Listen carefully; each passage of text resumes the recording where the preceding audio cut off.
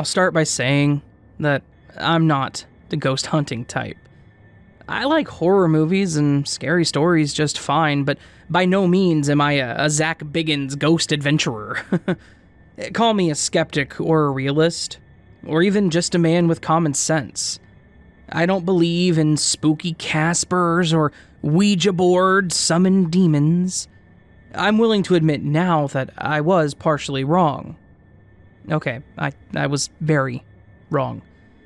Let's start with a short history lesson. I promise, it'll be short.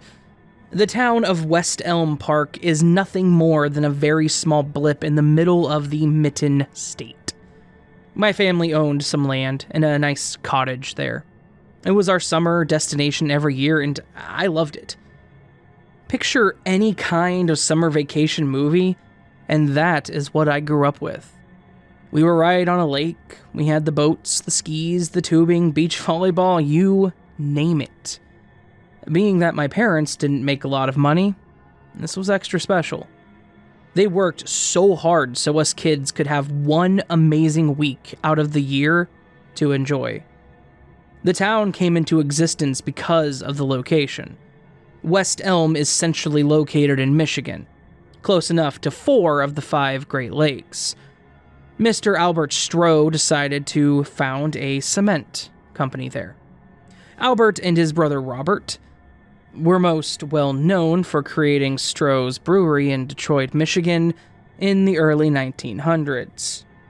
It's still a somewhat popular beer brand today, probably more widely available in the Midwest. Stroh's was one of the only breweries that started in Michigan.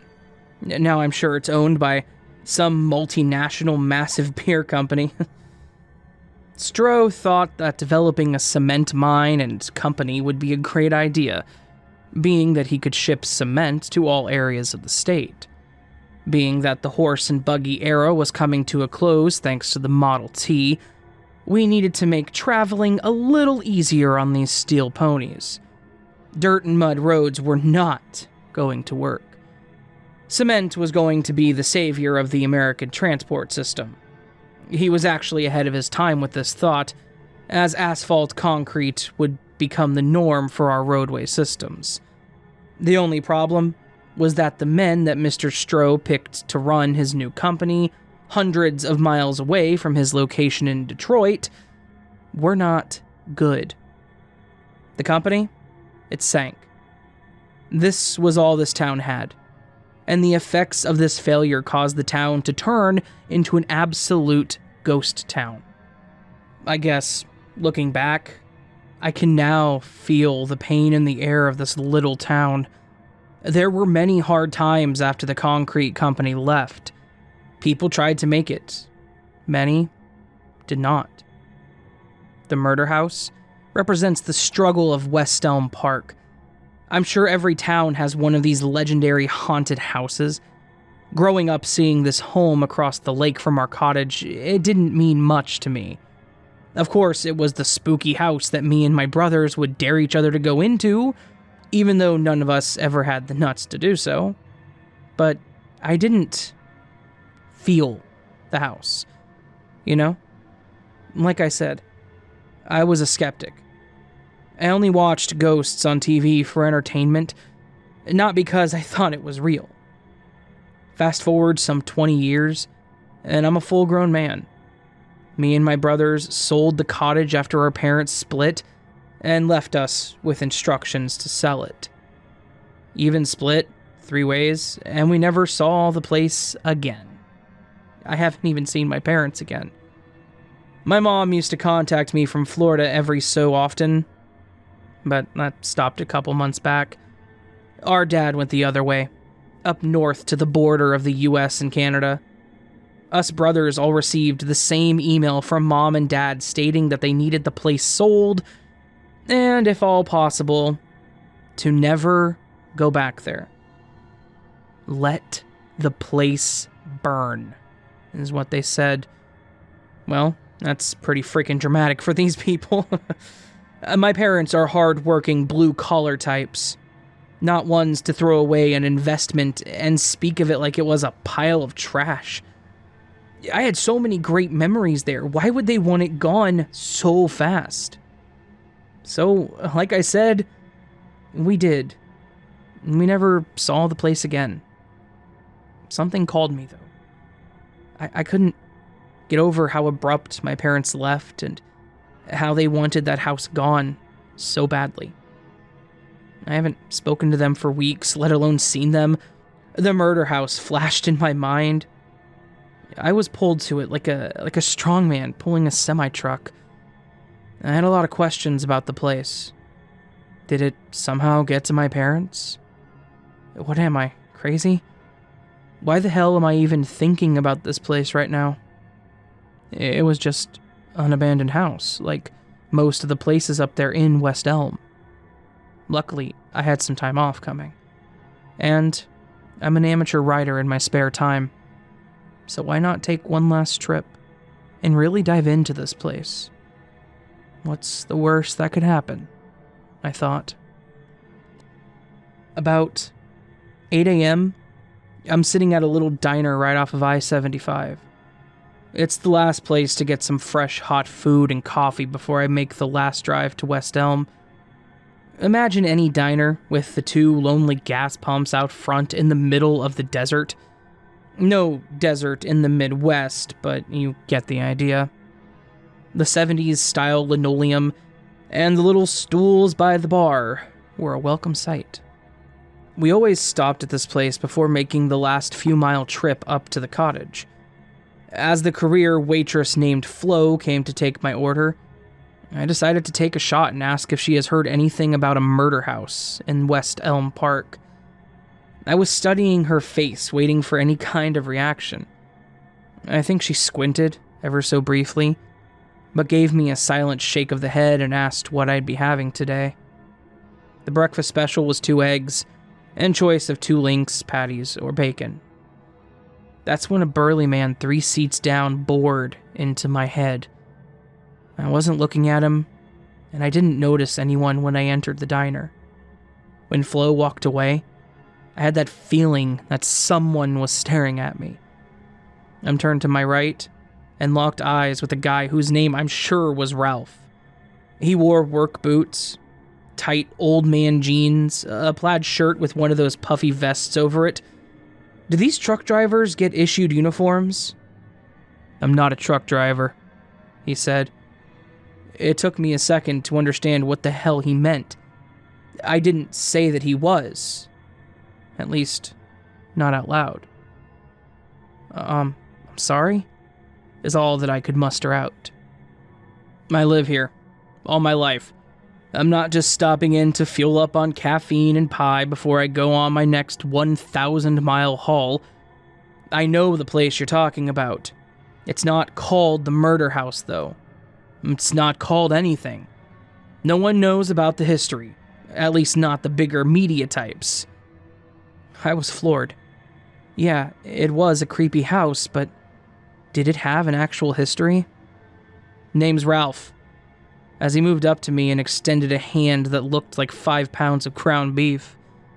Holding back tears as I correctly predicted his name, I accepted the oldest human greeting. What are you? A BuzzFeed blogger, Facebook writer, Twit, Tat, Insta, whatever it is or something? Kinda cracked a smile, which made me loosen up. Ralph didn't look as old as I thought. Maybe late 50s. So he must not be completely out of touch with the new tech world. No, I just wanted to settle some things, I said. I then briefly went over my ties to the area and selling our childhood cottage. If you're gonna go there, be careful. I don't know who you are or what lived there, but I do know that there's nothing good about that place, he said. Ralph continued. I lived in West Elm Park right on the edge of town, just a few miles away from that place on Elm Street. Wait, the house is on Elm Street? Okay, that's not a great start. A morbid coincidence, maybe, but the murder house literally shares the same name as the nightmare killer Freddy Krueger. I can hear the children's nursery rhyme as we speak. 1, 2... I decided to ask the most important question that I could. So what makes it haunted? Is this some kind of axe murder thing like Lizzie Borden, where a factual crime happened that inspires people to feel uneasy when they're in that house? Or is this a paranormal kind of tongue-in-cheek legend among this small area of the United States? Ralph looked at the ground. It felt like he'd been waiting to get the story out to someone for quite some time. "You smoke?" he asked. I didn't. "You mind if we go out so I can burn one?" I took him up on his offer. It was a real nice clear day, almost 70 degrees already and getting humid. Not bad for an early June morning. We walked a few feet away from the diner. I took in the area, an area that I've been through for the better part of my childhood. The constant hum of the freeway, the smell of the fryers coming from the diner, the wide open landscape was soothing. Ralph packed a new pack of smokes, tore the cellophane, and lit a cigarette. "As a boy, we had an Iranian housekeeper," he said. "She was nice, but odd to us, being that she was from such a foreign place, and her accent was heavy. She barely spoke English. One day we were walking towards the lake. We never really went there. That was more of a tourist camping area. We didn't even know who lived there for a week or a month at a time. My sister and I were throwing some kind of ball around, not paying attention to where we were at, being led by the housekeeper. And next thing I know, my nose hit the rather bulbous behind of this Iranian lady. I had tears in my eyes, about to look up at her with a bewildered state of mind when I realized that she had come to a dead stop. This is why my nose was struck by her butt. I wasn't paying attention, of course, and ran my silly ass right into hers. Well, into her ass. "I see him," she said. See who?" "He's hanging meat. There are scared girls inside." Now, I wasn't concerned about my hurt nose. My sister and I froze, staring at the house. She went on. "I can see the man, wearing an apron, butchering something. There is blood all over, hanging meat." After a moment, she grabbed us and hurried back into our home. I threw that memory away for a long time, until I ran into an old story about that home on Elm Street. Apparently, it was where the butcher lived and worked during the cement company rise and fall. Ralph finished his smoke and tossed it into the gravel parking lot. I stood there, just waiting for the next part. "And?" I said. "What? That's it," he said.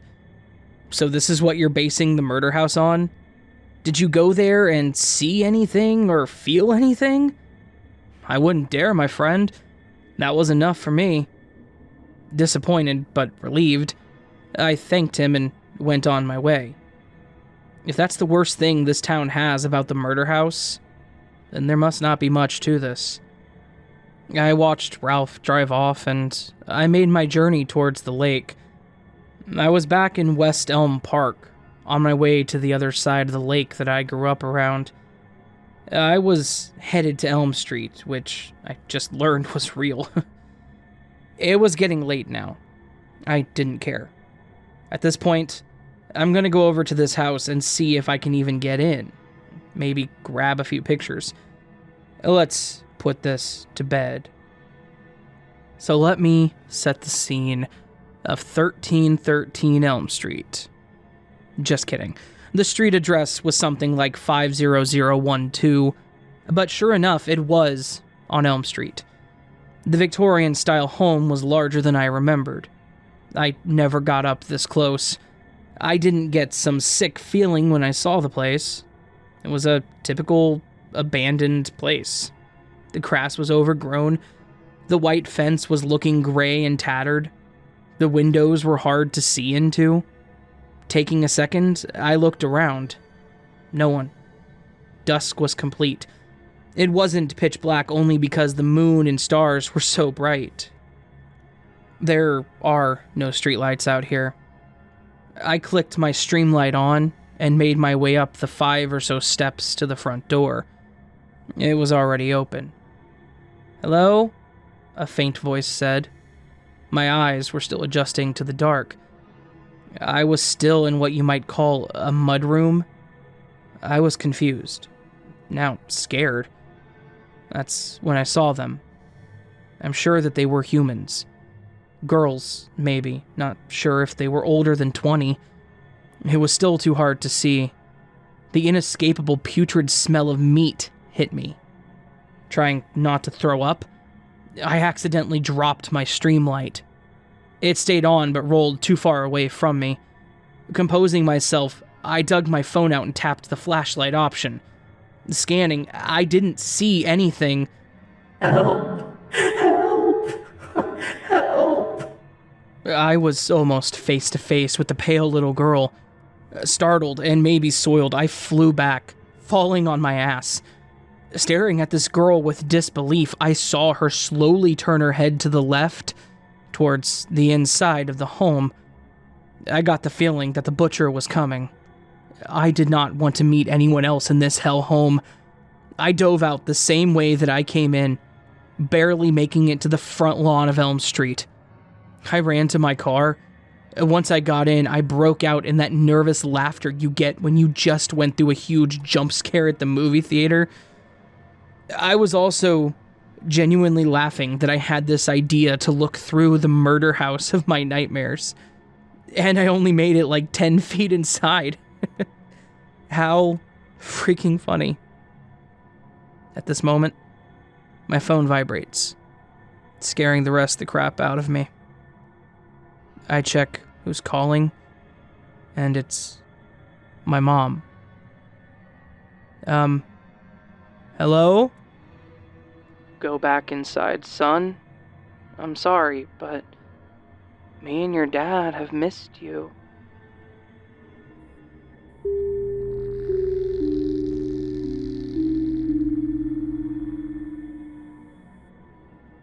As I was searching for a new song to listen to, I heard something very strange. It kind of sounded like a fly, but it didn't come from anywhere else in the room. It seemed to come from the space between my ears and my headset's ears. Naturally, it startled me, making me yank the headset off my head and shake my head vigorously. When I regained control of myself, I looked inside the headset ear that I heard the sound from. As expected, there was no fly. I just thought nothing of it at that point, at first, and just went on with my day as usual. A few weeks later, at my checkup, my doctor told me that they had found something rather disturbing. They said that a small fly had somehow gotten onto my brain. I laughed at them, thinking it was some sort of silly prank when they showed me the x-rays. However, my smile got swept away. They were right. Right at the top of my brain sat the small fly that they had found. They told me not to worry too much about it, as it didn't show any signs of causing serious harm to my brain. I said I wouldn't, but when I left the hospital with the photos, it was the only thing on my mind. I had strange dreams about it. Not nightmares, but just weird dreams where the fly about my size just sat there. Not buzzing, not moving, it was just staring at me. When I told my family and friends about it, most of them told me not to let it get to me, just like the doctors had told me. Some of my friends, however, told me they had similar experiences with hearing flies from their headphones. Finally, one day, after making sure that it couldn't be explained by officials, I decided to get to the bottom of it myself. I downloaded a sound image app on my phone. I opened it, put on my headphones, and began recording. Nothing happened for the first minute. I decided to kill the awkward silence with a hum. After another minute, I was still humming. Or at least I thought I was. Another minute, still humming. Another, and another, and another, just... I was curious as to how talented I was at humming for so long. I didn't think it was even possible. Then, when I got annoyed with it, I stopped myself. Something frightening happened. While I was quiet, the humming kept going. I thought it was the app, so I tried to adjust the volume. When I did that, the humming sound got clearer and clearer until I realized it wasn't a humming. It was a buzzing. My eyes were wide, and I was looking almost everywhere. For a few seconds, I saw that the app had drawn what looked like the very same fly. It was at that point that I realized the buzzing wasn't coming from the phone. It was coming from the exact same spot between my ear and the headset ear that I remembered from that day around a month ago. This time, I didn't flinch. I slowly took off the headset and peeked inside. The fly from the picture was in there. I was surprised, but I didn't flinch. Like most occurrences with bugs, it wasn't attacking me. In fact, it wouldn't even come out of the ear of my headphone. At least not until I put it in a jar. After freeing the fly in my backyard, I started to feel better. At my next checkup, when the doctors told me that the fly was gone, a tsunami of relief splashed over me. I was so glad that I was going to be okay. I was free of it. There were no more flies in me. The next day after school and homework, I tended to my garden. Everything was going just fine when I heard buzzing. It was just annoying to start. It followed me around for the minute, and then I heard something that was just as close as the buzzing. "Thanks for the blood, kid," said a lowish voice. "No need to thank me for mine." I stopped, dead in my tracks, shocked at the realization of what the voice had meant. I turned to my left, and sure enough, there it was. The exact same fly from the picture. Except this time, it was the same size as me, just like in my dream. As it slowly started to glide itself away from me, I pulled out my phone and recorded a video of the fly. I followed it to make sure the camera got as much footage as possible before the fly disappeared into the trees. I've barely slept for weeks, almost months now. Most of my family and friends, except for the few who have had similar experiences, think that I'm crazy. I know I'm not. I've heard it, and I have video proof, but I'm too scared to share the footage, knowing how likely most people would rule it out as movie effects or whatever. But the most frightening part to me is that every day since I last saw that fly, the world, it started to look so much bigger to me. Or is it me getting smaller? Can you still hear my voice? Help. Help. Somebody? Anybody? Help me.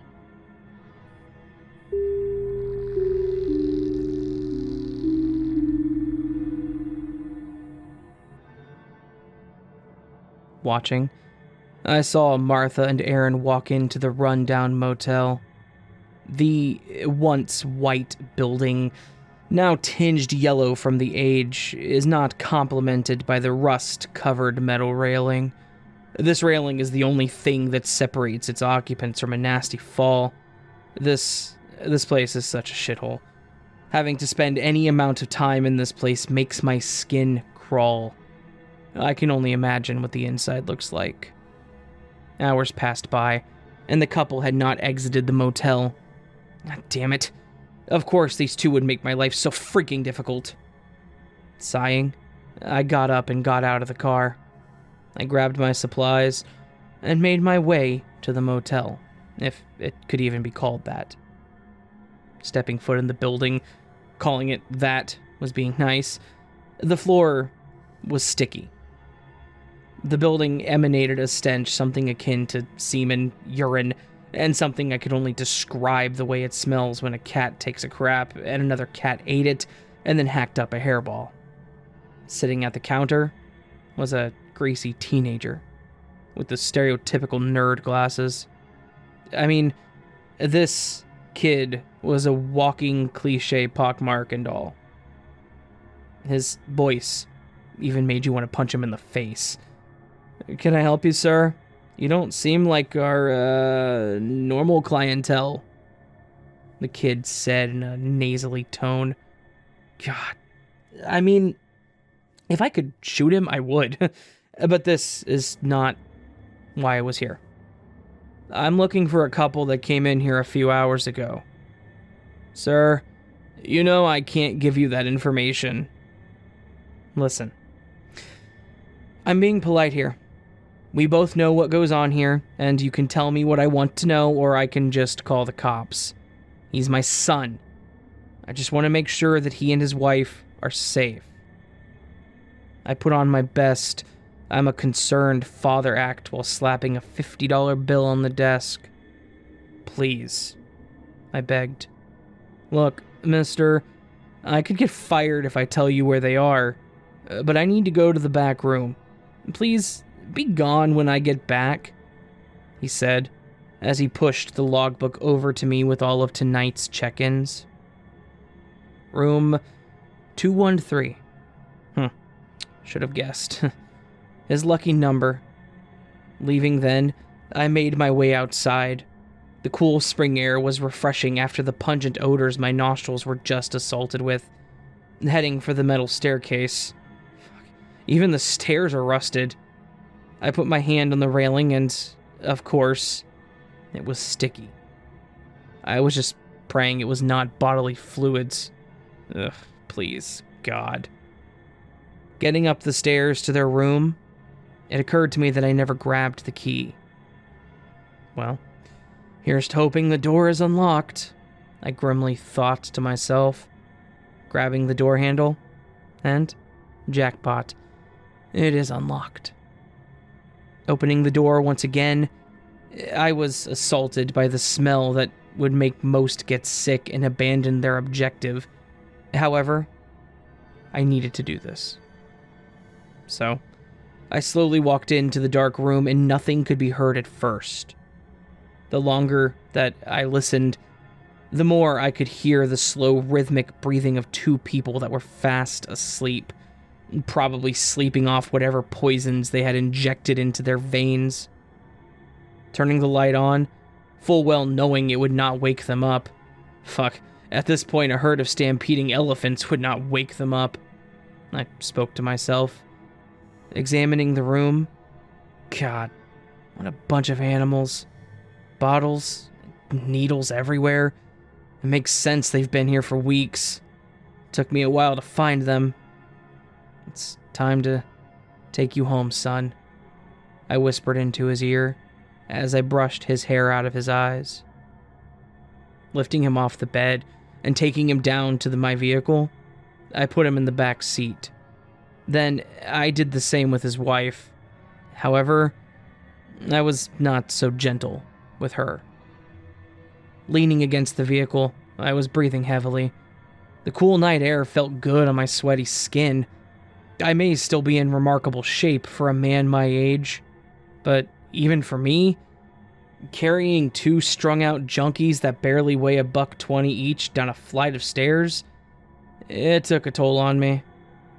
Getting into the vehicle, turning the radio to my favorite station, a pastor was doing a sermon on the sons of the Bible and how God made Abraham almost sacrifice his son on the altar as proof of his devotion. Then, moving on to the prodigal son and how the father's love outweighed the wrong his son had done, how upon the return of the son he clothed him, held a feast for him, and welcomed him back with open arms. The drive took a few hours. I drove on, listening to the radio to keep me awake. The dangers of the road when you were sleep-deprived were many. None more dangerous than the trance of the passing lights could put you in. However, before I knew it, we were outside our destination. Pulling my vehicle as close as I could, to reduce the amount of effort I would need to move these two into the building, I went down the stairs and opened the basement door. Few people used this room, so not only would I have the privacy I needed, but it made it easy to get what I needed set up, with no one seeing or asking unwanted questions. Walking down the concrete stairs and opening up the old wooden door, it had not been opened in years. The hinges were squeaking loudly in the quiet of the night. Looking around, thankful that at this hour, there was no one at the church. We had just recently moved our congregation here, so the basement was not fully furnished yet. We were planning on pouring the concrete for the floor this week, which it was perfect, if I was being honest. The strong earthy smell from the dirt floor, the vegetation growing on the wall was pleasant after the motel. In the middle of the room sat 2 metal poles with IV bags of morphine, as well as 2 chairs attached to each pole. There was also a control for the IV pumps. However, they controlled the opposite pump. Next, getting my son strapped to the first chair and gently placing the needle into his arm. Then, doing the same to my daughter-in-law. I strapped them down. Well, I can't have them escaping. At least not until the lesson is over. I was walking back up to the vehicle to retrieve my bag. There was not much time to do what I had to do, but it would be done regardless. All the prep work had already been done, after all. I grabbed the smelling salts, first waking up my son and then my daughter-in-law. They woke up at first, but they had no idea what was going on.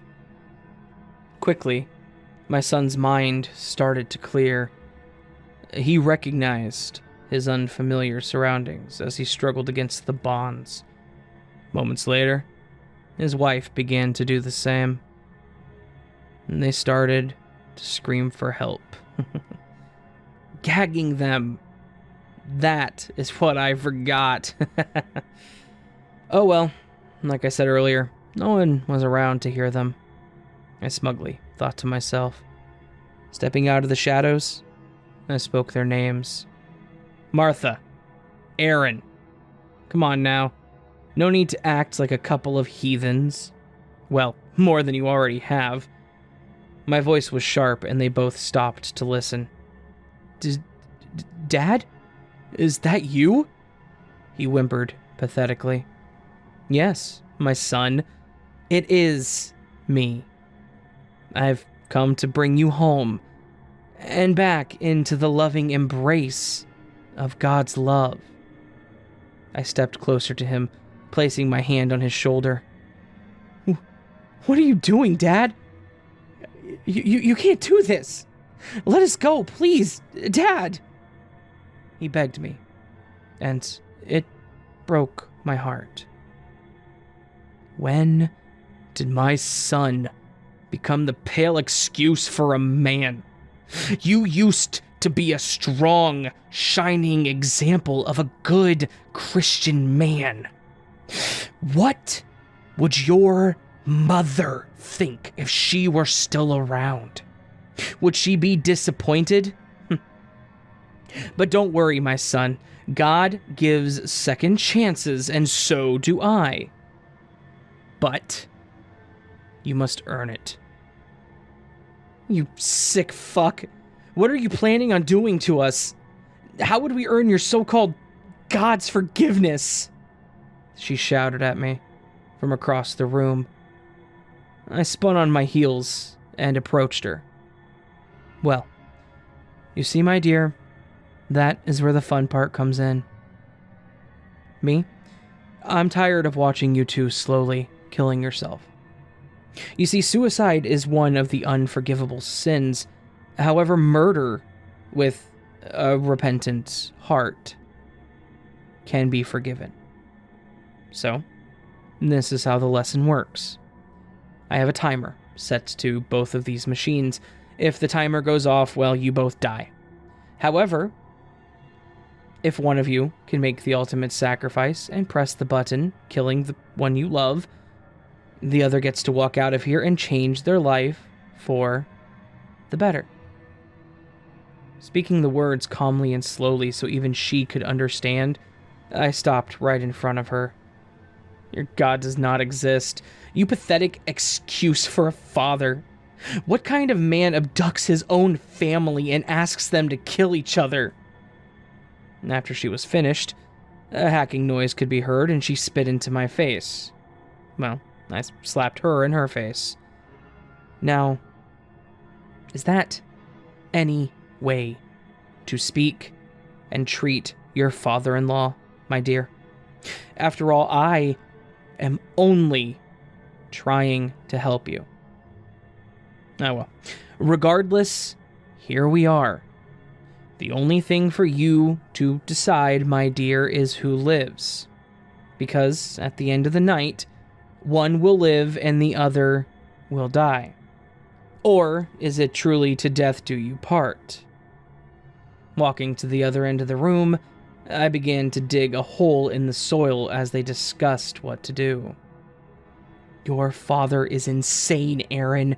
Convince him to let us go. He'll listen to you, she begged. Father, please don't do this. What would God think if you killed your own son and daughter-in-law? Murder is a sin, but murder of your family is an act against God himself. Just let us go.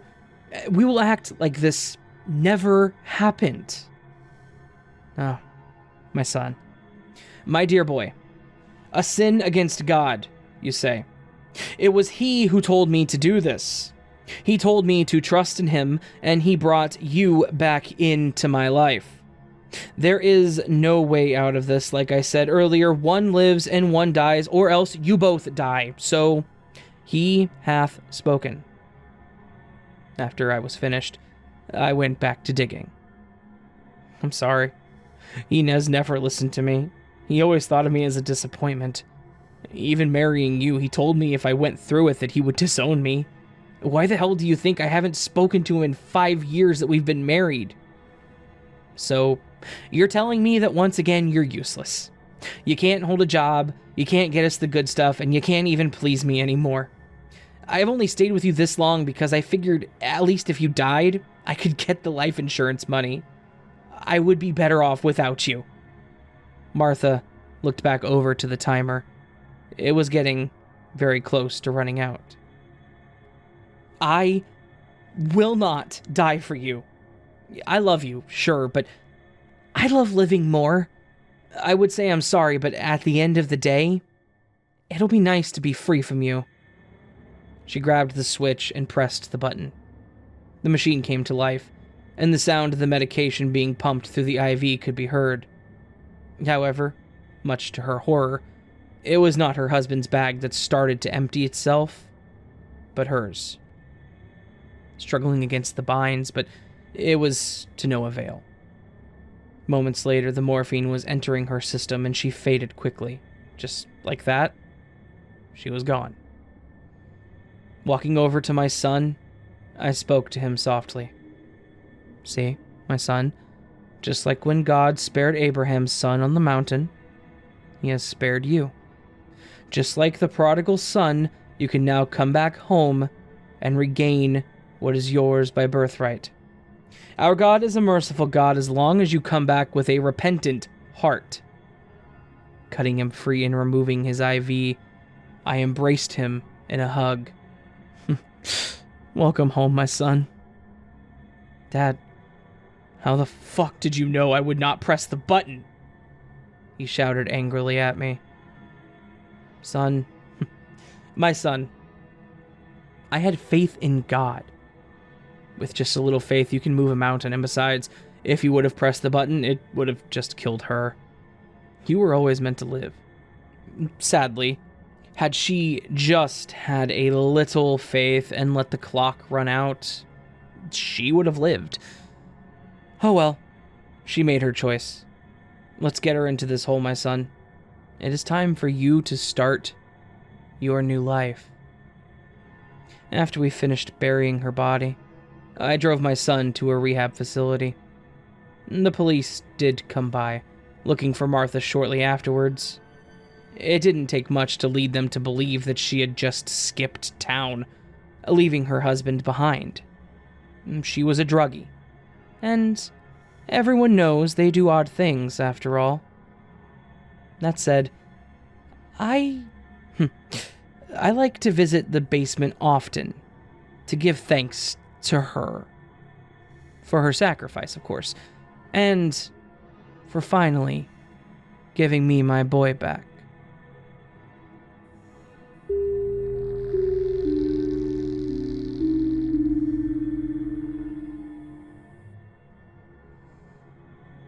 My journey is almost done. I'm leaving a journal to document my experience, and I'm trying to mentally telepath this out to anyone that is open enough to hear this. I need someone to experience what I've gone through, because I know that I'm about to hit the end of my story. It started in what I would call the real world. I love to go for walks. Long walks, short walks, it doesn't matter. I live by a large lake, so there's a lot of great trails and scenic views. It doesn't matter if the weather is clear, raining, or overcast. I'll put on the appropriate gear and head into the outdoors.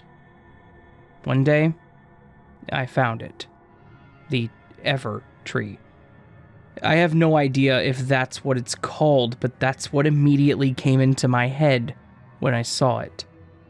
A massive oak tree that it was so out of place, it was like it was painted by an angelic Bob Ross. Exactly half of the tree was brimming with life.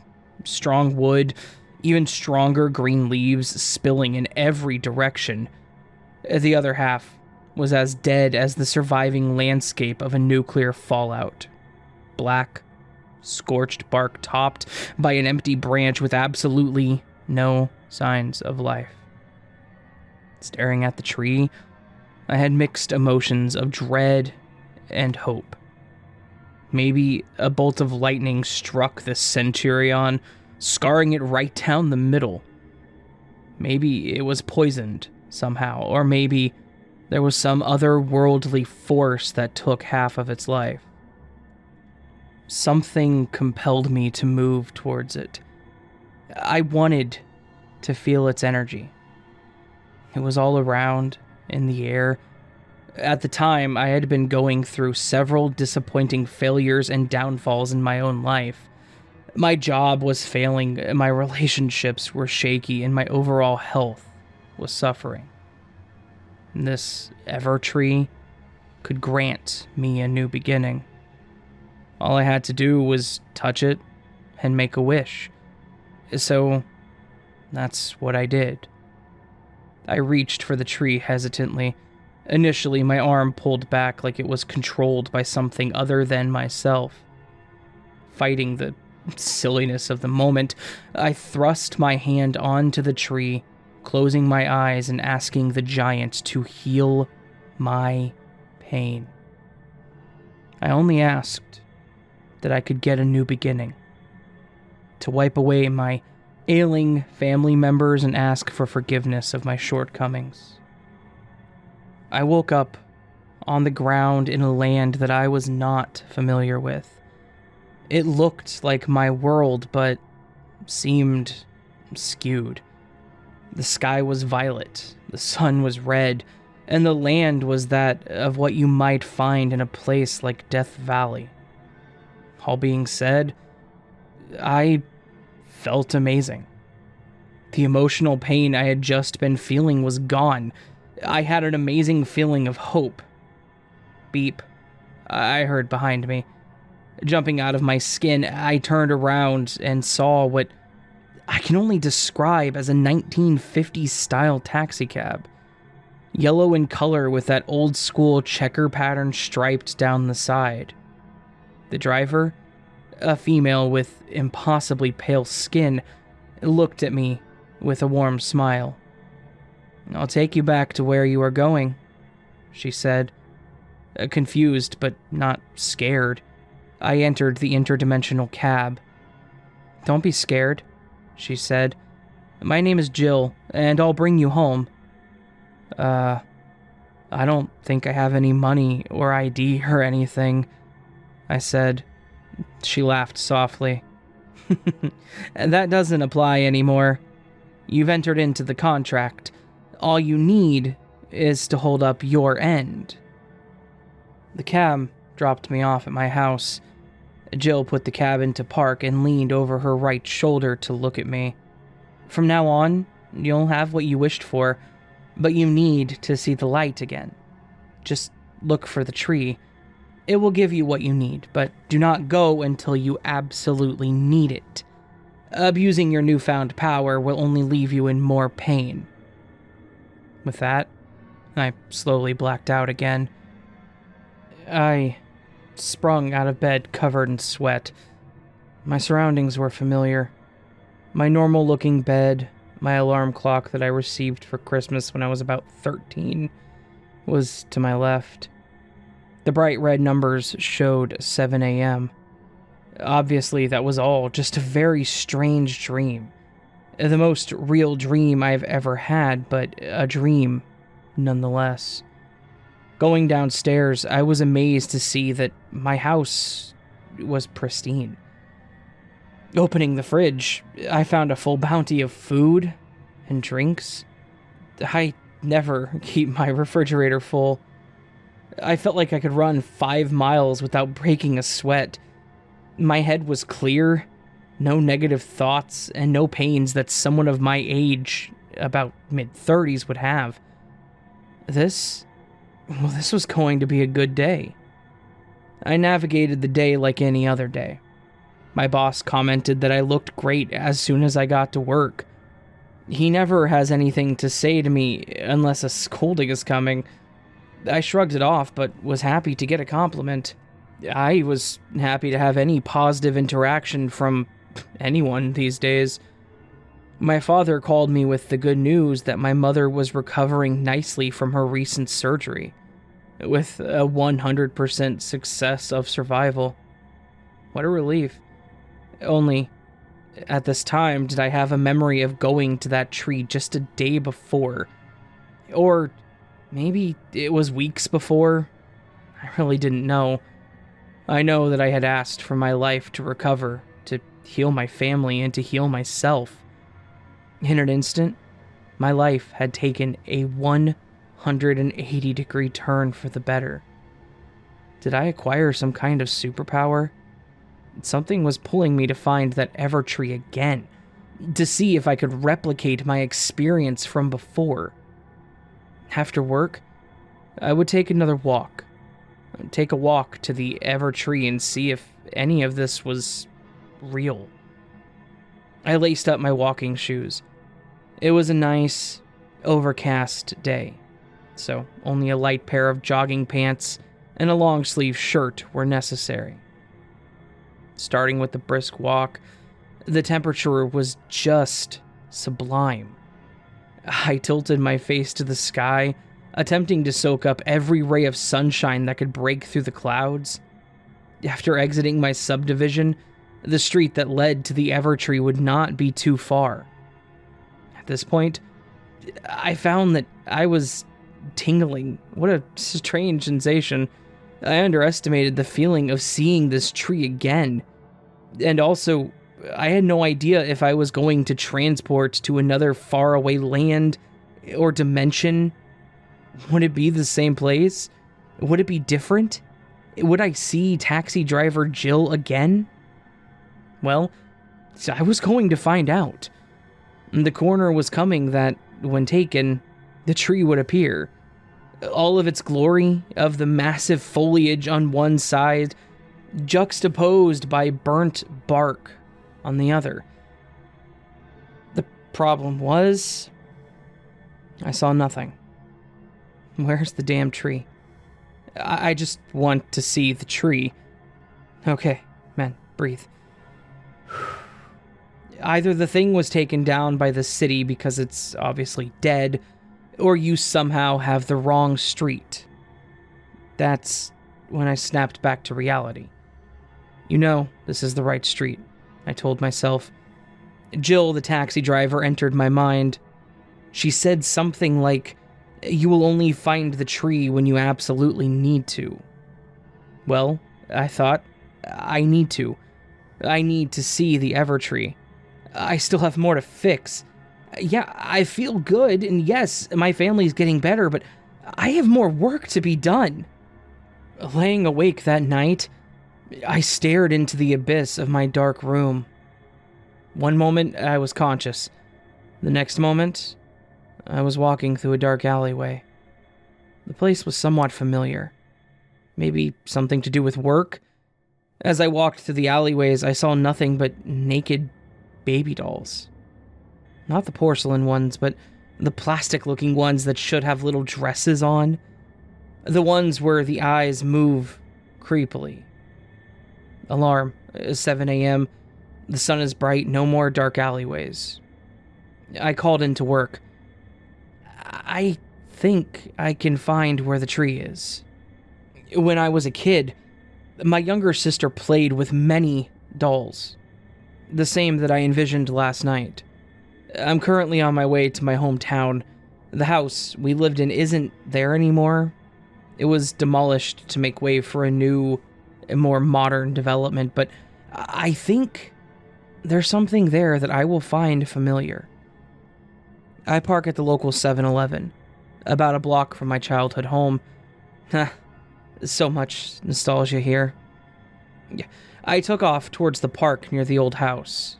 There it was, in such glory. The Evertree. I thought to myself, I need to be complete. I need comfort, money, and stability. Now, just a step away from the tree, I barely touched it with the tip of my finger before I blacked out. Waking up in a shallow lake, I gasped for breath, immediately purging whatever water had found its way into my lungs. Have you seen the movie Interstellar? That's what this place looked like. It was an endless miles of water. As far as I could see, in all directions was placated by water. The sky was gray. I was comforted, though. I knew I had another chance to get what I wanted.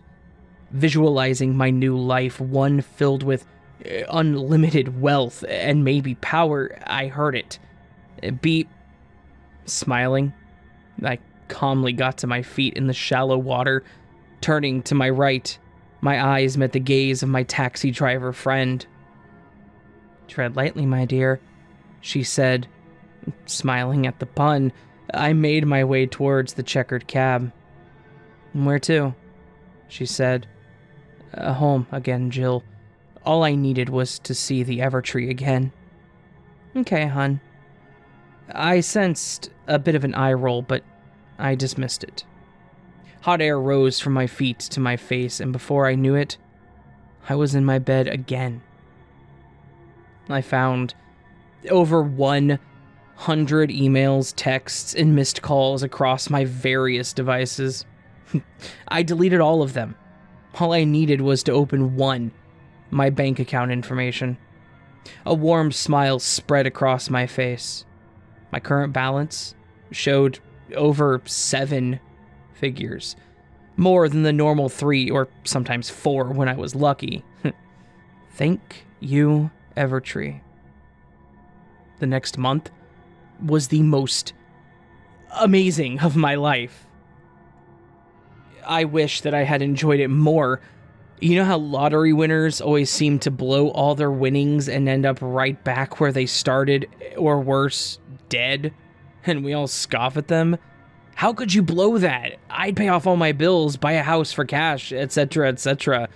Well, now having everything I've ever wanted, I can tell you that it's never enough. Money and power don't fix anything. Sure, it can make you comfortable, but the clock is ticking.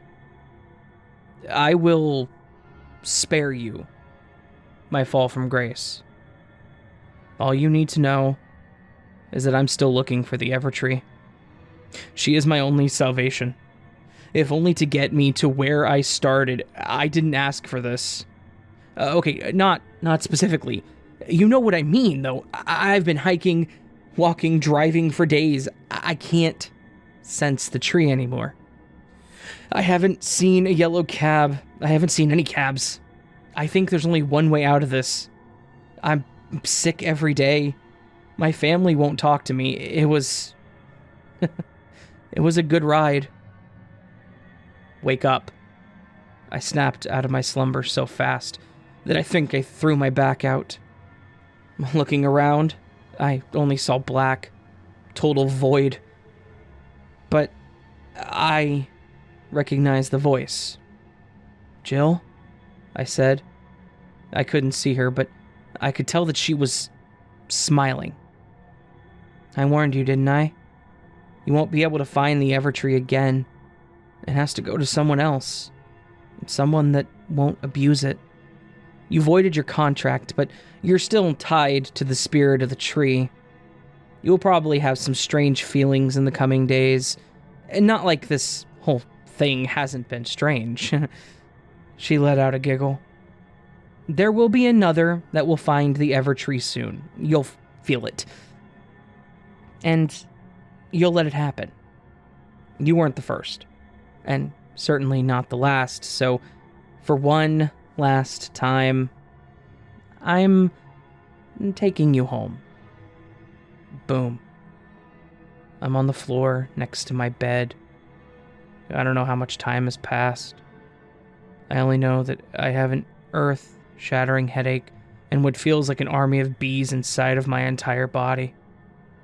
I shift myself painfully to lay on my back, staring at the ceiling.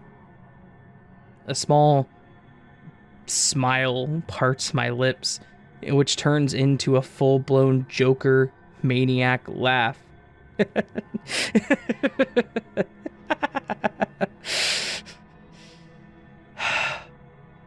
I said this may be the end of my journey. And, well, I'm happy for whomever finds the Evertree again. I'm happy because when you do, I will be there, and I will kill you.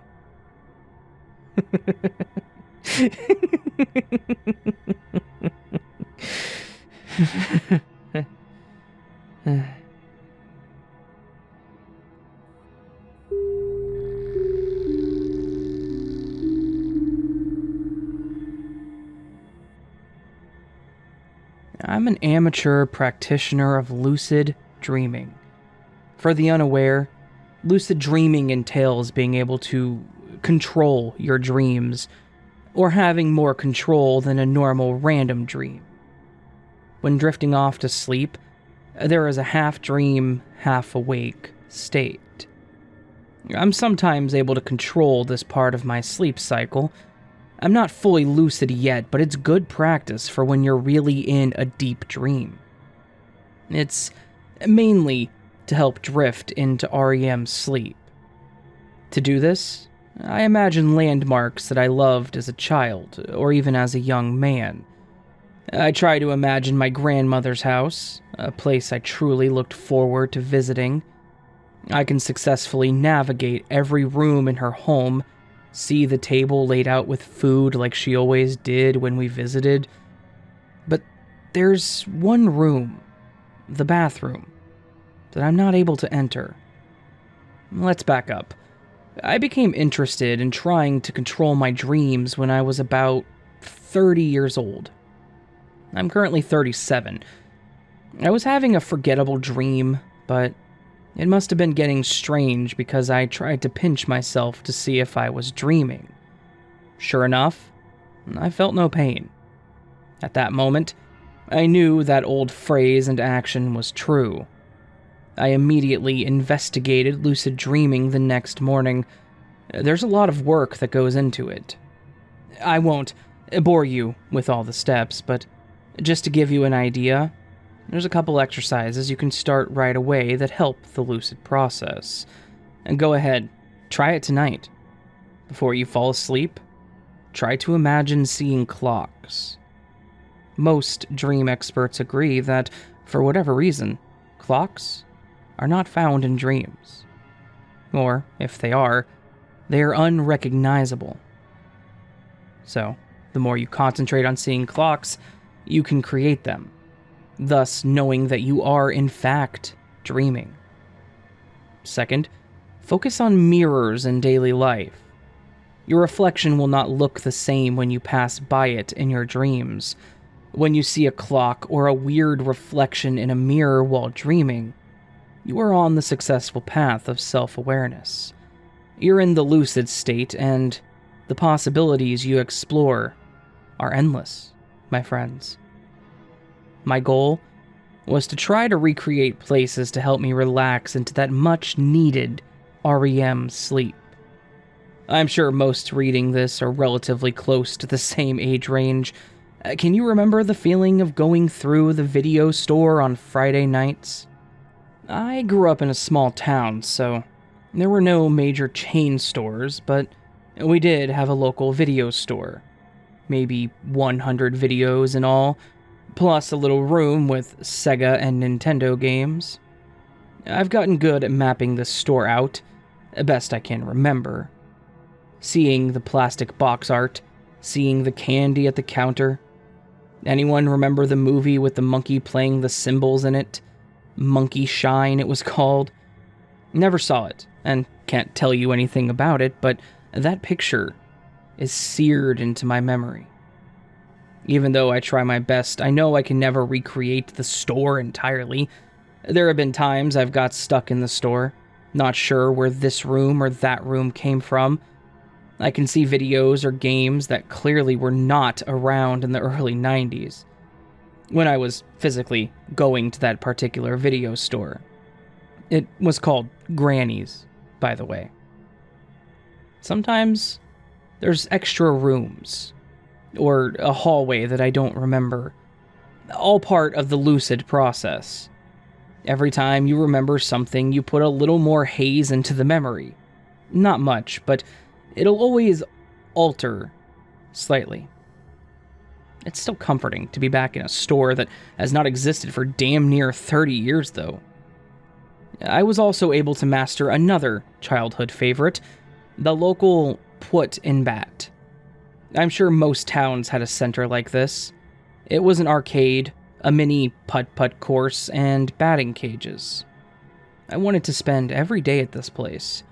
I can walk through this funhouse like it was yesterday.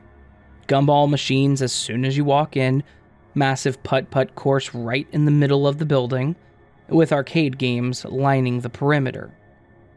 The batting cages to the left, one at 35 miles per hour, one at 60 miles per hour, and then the birthday room. I had a lot of Teenage Mutant Ninja Turtle themed birthdays there.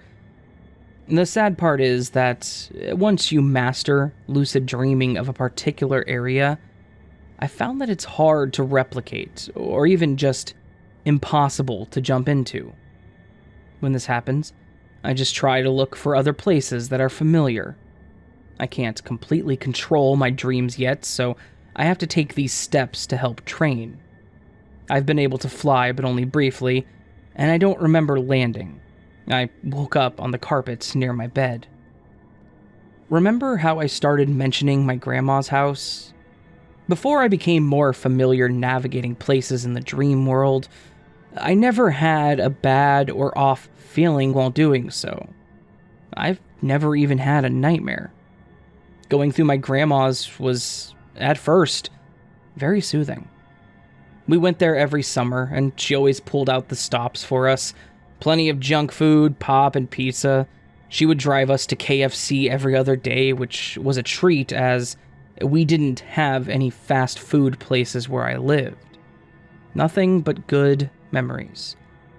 So you might be asking, as I did, what about this place would have made me feel very strange? I start by imagining the entire house from the outside. I see the lawn, the front, the sides, the back, and the driveway. I make up a beautiful day like it usually was during the summer months. Not a cloud in the sky. I open the screen door into the porch and towards the front door. Opening the door and entering the main room, I can feel the warmth. The kitchen has a round table full of chips and various dips. There's a painted picture of the famous Moulin Rouge near the sink. I made my way through the living room, admiring the massive candy dish that she always had out. I can't truly focus on the individual candy bars yet, but I can make out the colors. The orange wrappers, I assume, are Reese's. Blue are for Crunch bars or Almond Joys, maybe, and so forth and so on. After finishing up walking into both bedrooms, I snap out of my mid-dream world state. Not yet alarmed, but thinking it's strange, I wasn't able to get into the bathroom. It's not like I need to sweep the entire premise to have a successful lucid dream, but I at least try to make it to every room. Now that I think of it, I have never been able to get into that bathroom. The next day, it started. I did not practice any kind of lucid dreaming. I thought I would give it a rest, as I was still a bit perturbed about being barred from a room that I should have easily entered the night before. As soon as I woke up, I had a sizable headache, a real pain shooting from right behind my eyes. I don't really get headaches, so this was slightly alarming. As I was getting coffee, I saw movement dart from the corner of my eye. I was in so much pain at work that I actually had to leave. I've never left work early. On the ride home, I was feeling nauseous and tired. I slammed on the brakes as something ran in front of my car. When I was able to comprehend what was happening and I didn't have anyone rear-end me, I discovered that I was outside of my home. Did I lose time? I was just in the middle of the highway, but now I'm home, pushing my brake pads to the max. Needless to say, I don't think anything or anyone ran across my path. I think that I need to try to get lucid to get into that room. So, I meditated. I turned the lights off. I had candles and incense, which is corny, I know. But it's part of my pre-lucid ritual, and it seems to be successful. And it was time to do it again. Over the meadow and through the woods to grandmother's house we go. It's a beautiful summer day. Front, back, sides of the house, going up the driveway, Joshua trees on either side. Wait, what? No. No. Joshua trees cannot be found within 2,000 miles of this area of the country. Just shake it off. Like I said, lucid dreaming isn't perfect. Through the porch, into the living room, candy dish, pizza and junk food on the kitchen table. Alright, it's going well. The Moulin Rouge picture, it's dripping red. Wait, that's not right at all. What the hell is happening? I'm walking through the dark hallways towards the back room. I'm starting to slow down. Everything is moving in slow motion now, which does happen from time to time, but now there is a feeling of doom wrapping around me like a nefarious octopi's tentacles. I need to get into the bathroom. It's the mission now. I'm staring at the doorknob, which looks like a glowing red ball of fire. I feel an intense rush of air that erupts with a dark voice yelling into my ear, "Move!" Back in my own bedroom, in the real world, I catch my breath, trying to comprehend what just happened. What is keeping me out of the room? Why have things changed when I do my nightly lucid exercises? Too many questions. I decided to give it one more try before abandoning this place. I took a personal day from work. The day would be spent clearing my head, going through my dream house in my mind, while still being awake and fully aware. Closing my eyes, I'm transported to a spring day. It feels like maybe 50 degrees Fahrenheit. Rain is coming down fairly heavy. Looking up to the sky, I see mostly clouds with open patches of blue where the sun is trying its best to shine through. The sporadic sunlight highlights the silver rain. The front door opens, leading me through the porch. It's just overcast now. The rain seemed to stop immediately. At this point, I don't need to explain the layout of the house. You know where I'm going. I'm briefly noting the rooms, the table with the snacks on it, the candy, etc. I make my way right to the bathroom. This time, there's a sign hanging off of the doorknob. A sign like you might see at any old convenience store, not like the neon signs that are more popular today. The kind that say, "Come on in, we're open."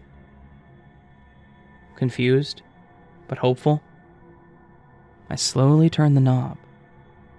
The door opens easily, leading me into the completely normal-looking room that I remember as a child.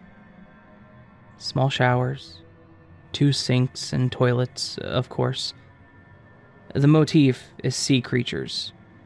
Turtles on the shower curtain, fish-shaped soap, and towels with various sharks, fish, and whale prints on them. What a relief. Wow. Anyways, satisfied, I doze off to sleep. When I wake up, I'm still in the bathroom. I must have broken through this barrier. Never having had this issue while being in a lucid state, I just figure that this is what's supposed to happen. I just have to wake up. Happy that this seems to be resolved, I decide to exit the bathroom and gradually bring myself to awake. The door doesn't open. Trying a little harder, the door will not budge. Slamming my shoulder into the door, I'm now violently attempting to destroy this barrier, this prison. Now, panicked, not sure if I'm sleeping or awake, I realize this door will not open. It will never open. Turning around, I'm in total darkness. Whispers are heard. Quiet at first, quickly mounting to a dull roar. They trapped me in, and I fear I'm never getting out. However, I can hear footsteps approaching from outside the door.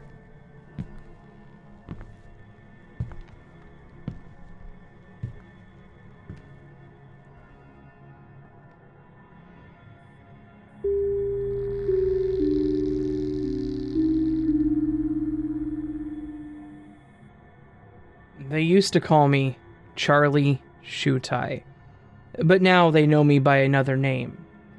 What is my current name? That comes a bit later.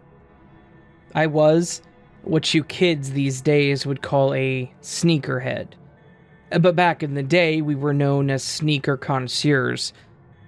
See, I was getting wary of getting the seemingly same old ones that were hot that year. You can only get so many of the similar style before you've had them all.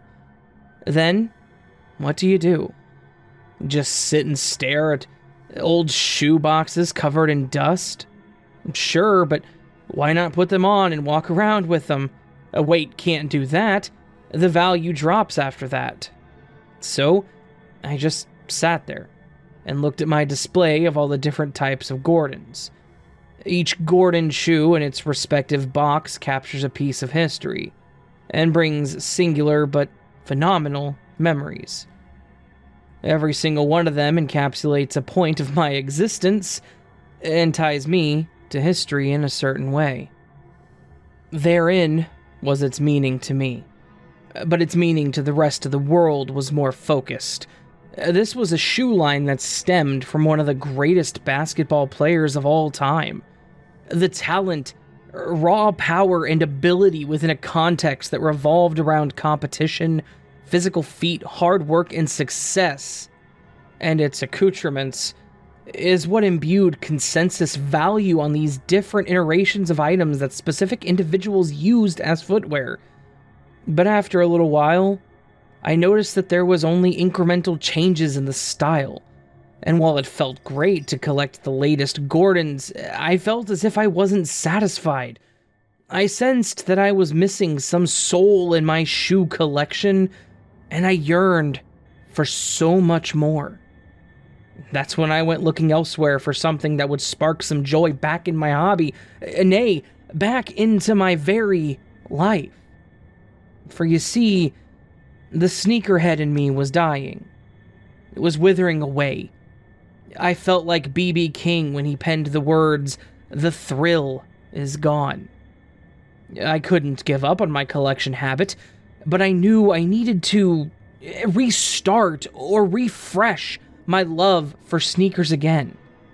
I had to get back to where it all began. Yes, I needed a different type of shoe. I needed to find inspiration from times long past. One could say a shoe long forgotten and withered by time, but somehow still radiant and appealing, so I decided to go to some local antique stores and see if they might have any old type of shoes. I walked into these stores, and I didn't tell the representative what I was looking for. It didn't feel quite right asking for help with this quest of mine. It was close to my soul. I felt as I needed to conduct this by myself. As I visited these antique stores, I smiled and acknowledged the attendants, and would brush them off politely when they asked if I needed assistance. I would say, "No, I'm merely browsing, but I thank you for your offer of assistance." I did notice that they did have a few types of older shoes, but they were the ladies' kind, and I didn't want to get any of those. Those types of shoes did not tickle my fancy at all. I was searching and searching for these shoes, these perfect shoes that would light a spark in my soul. I couldn't find them. Many years had gone by and still no sign of this wondrous shoe that I dreamt of. My fellow sneakerhead enthusiasts thought that I had lost my mind. I was spending money, yes, a significant portion of my collection. I sold to finance these trips, traveling places just to find the right pair of shoes. I searched high and low, yes, far and wide, for the shoes that would meet my criteria, but to no avail. One day, I awoke and I found myself in a distant land. Yes, I found myself amongst the gods of yesteryear, the birthplace of legends and myth. I was in Athens, where I would land to find the perfect pair. I was strolling in an open market, a bazaar, if you will. You know, a place where you find your classic street vendors with many trinkets, fresh apricots, dates, and other Mediterranean foods that would rejuvenate and bring much energy after a long journey. It was there that I stumbled on an old vendor who beckoned me over to his stall. He was a weary old man, with a cane, a long gray beard. He looked a bit like the philosophers of old. I was tempted to call him Plato, but I held back my tongue. It was as if he knew what I was there for, because he showed me a plethora of intriguing leather goods, but what caught my eye was this splendid pair of leather shoes. They did not seem as if they were from this era. Nay, they were some old leather ones that were on a top shelf. They were kind of hard to see, but they were there. So I stood on my tiptoes, and I grabbed them. The old Greek man watched me with great curiosity. I was entranced by these old leather shoes. They also happened to be the right size, 10.5, so I took them down and I hold them back and I take a look and there's some strange symbol on them. It was a skull and a trident. I thought, how strange for this symbol to be on this type of shoe. So I walk to the old man and ask how much for the shoe. I say, "Pozo ya tu papozzi." The old man takes a gander at what I have got and runs to the back of the stall real fast, maybe to go grab something. He comes back with a metal box. He says in Greek, "Here, put them in here. There is a note in the box," says the man, "but I can put the shoes in there for you. You must not put them on until you get home. There is a note inside the box, but do not read it until you get back to where you came from." I think, well, that's pretty strange, that he wanted me to open it at home and not in my car or whatever, but at the same time, I embraced it. It was all part of my splendid journey. It only added more flavor and mystery to this perfect pair of shoes. I take the old man's advice, and I quickly pack and leave Greece on a flight on a red-eye. The anticipation of putting these shoes in my collection on display for my eyes only is building. I finally landed. I go to my baggage claim area to get my luggage, and I had half a scare, for I thought they had misplaced my baggage with the rare shoes inside. I was stuck at the airport for about an hour or two trying to sort out this mess, but it was solved in the end. I finally summoned a leased limousine to whisk me away from this dreadful airport and to the sanctuary of my warm home. I thank the driver for picking me up and dropping me off at my majestic abode. I gleefully head to the front door, and I notice a flock of ravens. Their screeches and caws were of the type that would haunt your dreams. They sort of surrounded me. I quickly try to swat these scoundrels away to get into my home. Their cawing seems loud and quite certainly almost triggers some anxiety, but I get inside my home safe and sound. I do wonder what is wrong with these birds. Why are they even here? I've never seen them. Why, I'm wont to see pigeons, finches, and other rather peaceful birds in my general area, but ravens, and never have I seen their kind around here. Quite strange. Now, what was that? It seemed as I could still hear them. Were they still around me? I shudder at the thought. I immediately walk about the open areas in my home and realize that the chimney may still be open. I quickly drop my baggage and head to the chimney. I close the latch and now can only hear the muffled noises of said ravens. I hear the cawing and the screeching, but it is now more bearable. Now, to get to the task at hand, I will endeavor to open the box. Where did those things go? I could have sworn that they were just here on the counter. So I go to look around my house, and they're nowhere to be found. But I did find that strange piece of paper. It was written in Greek. I put it aside as I searched for the box. Somehow the note got separated from the box. Anyway, I do find the box, and as I reached down to lift the lid, I felt a jolt in my spine. It felt as if it was lightning running through me. My intention was to place the shoe into one of my display cases, but I couldn't. For some reason, I had to wear it right then and there. It went against every principle I had when it came to rare items or shoes, but I had to do it. I had to wear it. It sort of compelled me. I gleefully slip my feet into these shoes and feel a very warm sensation throughout my body. Right then, well, I feel as if I'm elevating and I'm transported into a different dimension. It's not the dimension that I'm aware of, such as the 3D world that I know. It's not only about moving forward, backward, up and down, left and right. No, quite strangely, I feel as if I am mere energy, without a body, limitless and brimming with nothing but possibility. Yes, this is quite something else. I'm enveloped by universal mass. I feel it around me, but I cannot observe it. It does not emit light or energy itself, but it is a strong part of my present experience. I know it is there. It holds the elements of my universe together and makes up a large part of my experience, but it is far from visible. It seems to tie the cosmos together in a network-like pattern, with galaxy clusters originating at the nodes where the elements intersect. It was something more than mere elements. I felt as if I was able to overcome gravity, as if I was some kind of dark energy. More so, I was heightened meta-awareness, and I was a natural state of joy. But it was more than that.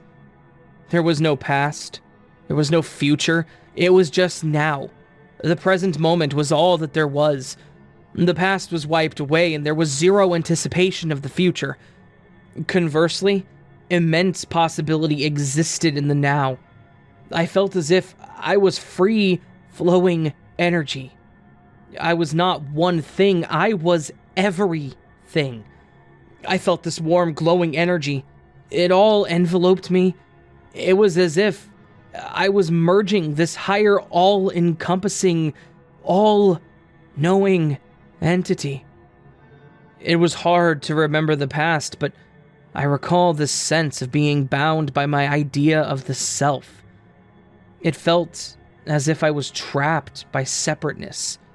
It was that void, nay, that rigidity that kept pushing my energy to find this greater force. Yes, I hated that notion of being on a landscape or plane that was enclosed and fully separated from others. Indeed, it was this notion of the other that created angst, anxiety, and frustration. The fear of the other, it was destructive.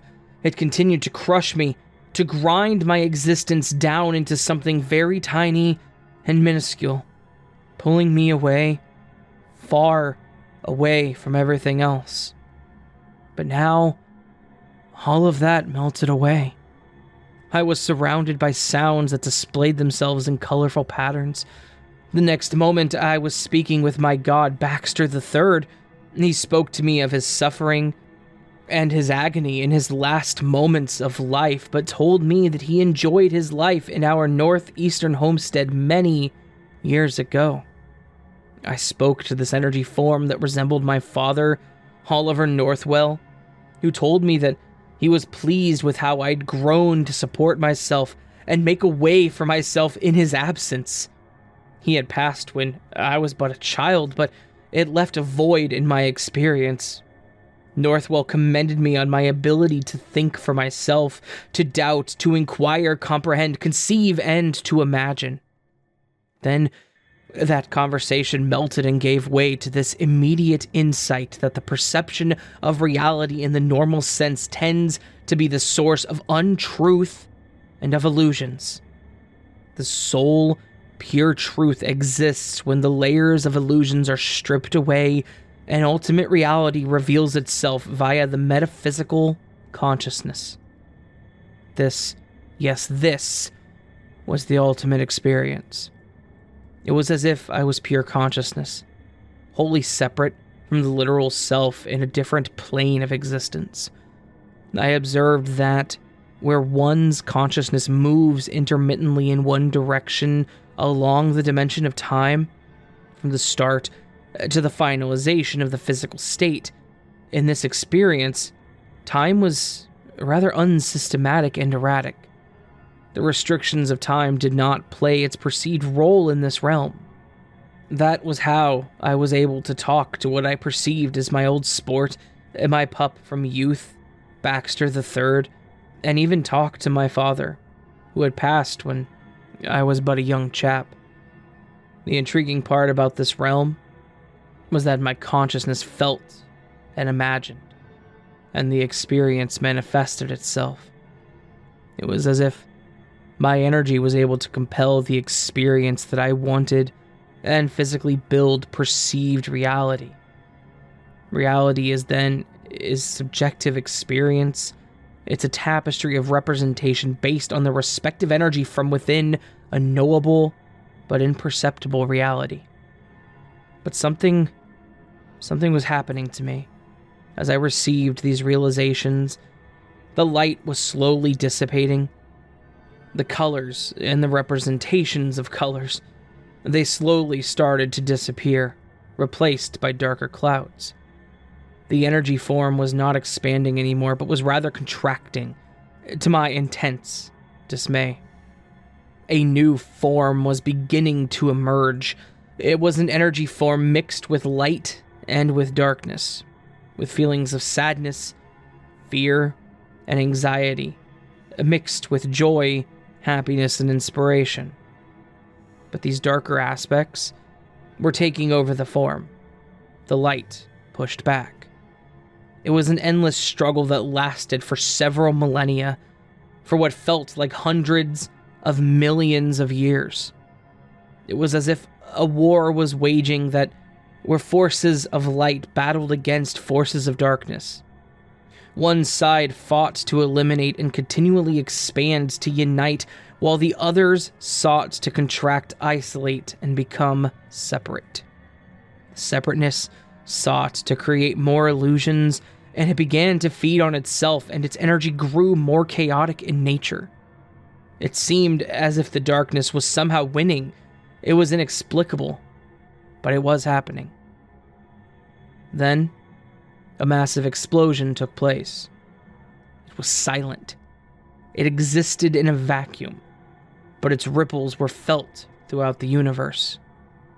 That is when a sharp-dressed individual in some age-old leather shoes with a skull and trident symbol on the side of them appeared in the Lemnos Desert, an area that is only 17 acres. The island is known to many as an anti-oasis, an area that undergoes constant change in shape and dimension as it interacts with the elements. The sharply dressed individual was in awe of the fantastic dunes or thick yellow sands present in the area. The soft yellow sand was transported over several years by the airy elements from portions of land nearby and slowly deposited on this parcel of land that housed 2 extinct volcanoes. If one was patient, at times, one could see the dunes move as if there were waves in the sea. It is a wonderful landscape. Yet the sharply dressed individual had no idea why he was there. He was a young individual, and he stopped and stared at the wild rabbits that came out to forage around dusk. The olive trees and the white lilies entranced him as he witnessed a mixture of forest, vegetation, and arid lands. Lemnos gave off an ethereal sense. It was a scalding hot day, but the sharply dressed individual in the age-old leather shoes with the skull and trident symbol had no idea why he was there. He would eventually find his way to the mainland and settle in as a shopkeeper. The people in the local area would find it to be an intriguing phenomenon. The individual had no passport and no idea who he was, but he did know Greek fluently, and he was able to fit into the local area quite well. The individual would eventually find himself to become a merchant and while his days away as a merchant at the local bazaar in the area. One curious part of that initial encounter with the sharply dressed individual on the initial day of contact was that he had no other papers but a note in his pocket. The note read, I am Pelias sas da defra analaga metin catatio tuno sas, apera fore after tapapatsa, prepena perpatize stin erimo kai navre, mia oasi, I na zanahise na vriskatai, se nan karamigo vroho, praskanata gia tin alithie. Loosely translated, it read, your experience will differ based on your state of mind.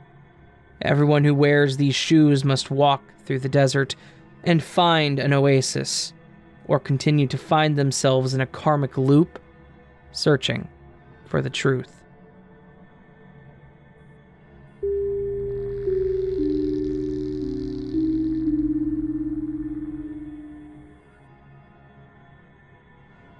Sunshine gleamed straight through my eyes, as if my eyelids were simply glass.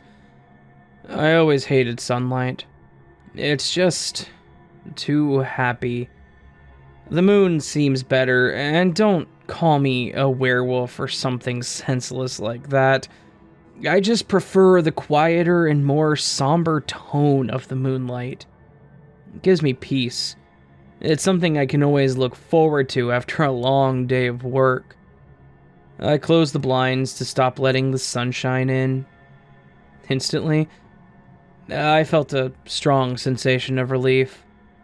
The small state of Wisconsin had always been too sunny to me. Then again, any place that has the least bit of sunshine I would probably hate too, and think that it was also too sunny for me.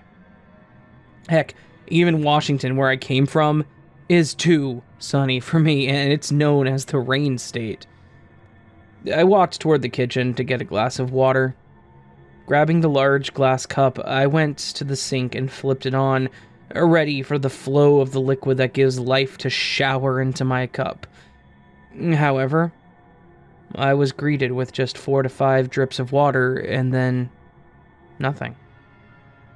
I had heard about the drought in Salisbury, even from how little I go out. People talk about it on the internet, the newspaper, things like that. It hadn't affected me, so I never really paid attention to it until now. The moon pulled the tides of water, essentially making water at the mercy of the moon. A servant, if you please. Anything related to the moon is quite dear to me, so I had to go to investigate. I browsed the internet for, at least, what I thought was an hour, looking for some source of the drought. It's odd with the drought. Just 2 days ago, it rained plentiful, and rain isn't too uncommon, so no one knew where the drought was from. I tracked down the central pipe that dispenses water into our city. In our town, there's this huge water tower underground which everyone connects their houses to. It's odd. Who would put a water tower underground? I had to do another hour of searching just to find the address of the tower. It seems almost as if it was supposed to be hidden. I exited my house with the address printed onto a white slip of paper. I took off on my puny little bicycle. I've had that bike ever since I was a child. Just ignore the sunshine, I told myself. I felt angst as I was riding into the sun, and my throat was parched. I had to get myself something to drink. I stopped my bike near a rack in a gas station. I went to the front door looking for a water fountain, not seeing anything to drink from there. I guess I only had the option to buy a water bottle. I looked into my pocket for some cash. I had about $2. I looked at the price of a bottle of water, and it was a whopping $5. The drought was way worse than I had originally thought it was. Worried, I even checked the bathroom to see if there was any water in them. They stunk awfully, as there was not a single drip of water in the toilet, so they had nothing to reduce the stench or flush anything down. I hastily exited the bathroom and headed back to my bike. Another thing I noticed was there seemed to be slightly less people out today. By normal people standards, today would have been a beautiful day, but there were as many people as there would be on a very quiet one. I continued biking toward my destination, address in one hand, both hands grasped onto the handlebars. I wasn't as good as I used to be. My hands were shaky due to the dehydration, and it had been a while since I rode my tiny bike. After about 10 minutes of riding, I finally found my destination. mostly by accident. I rode over a manhole and fell off, scraping my elbows badly. A groan of pain and disgust left my mouth looking at the raw and bloodied skin. Once I regained from the dust and dirt on the ground, I inspected the manhole's top more closely, wiping the grime off of it. It read, Salisfair Water Storage, and then some dates and names that were so grungy that it made it impossible to read. I went through the entrance, leaving it open for the light. I stepped down the ladder. The shaft didn't have a single light source, so I had to let the sunshine guide me. It was the first time that I did not despise its existence. Once I stepped off the ladder, I noticed that it was a tunnel made of cracked and rusted stone and iron. It went down, and there seemed to be various shafts to the left and right, but looking down, I saw a dim light. I slowly walked down the stone steps, making sure that I didn't trip or fall. I was halfway there, and the sunlight was completely gone. I swear, I saw the silhouette of a figure with disfigured, long something at the end of the tunnel for a split second. It just dashed past me. I hesitated on continuing. I contemplated what I could have seen. Maybe it was just a man running by in a hurry to get things working. It was probable, but most likely I was just hallucinating. I hadn't had anything to drink in about 36 hours at this point. I was injured, and I rode my bike, so I was exhausted, mentally and physically. I decided to resume my careful walk toward the light in the tunnel, watchful for that thing. I did a quick search of things that I might be able to use as a weapon. All I had was a bunch of sand in my bag.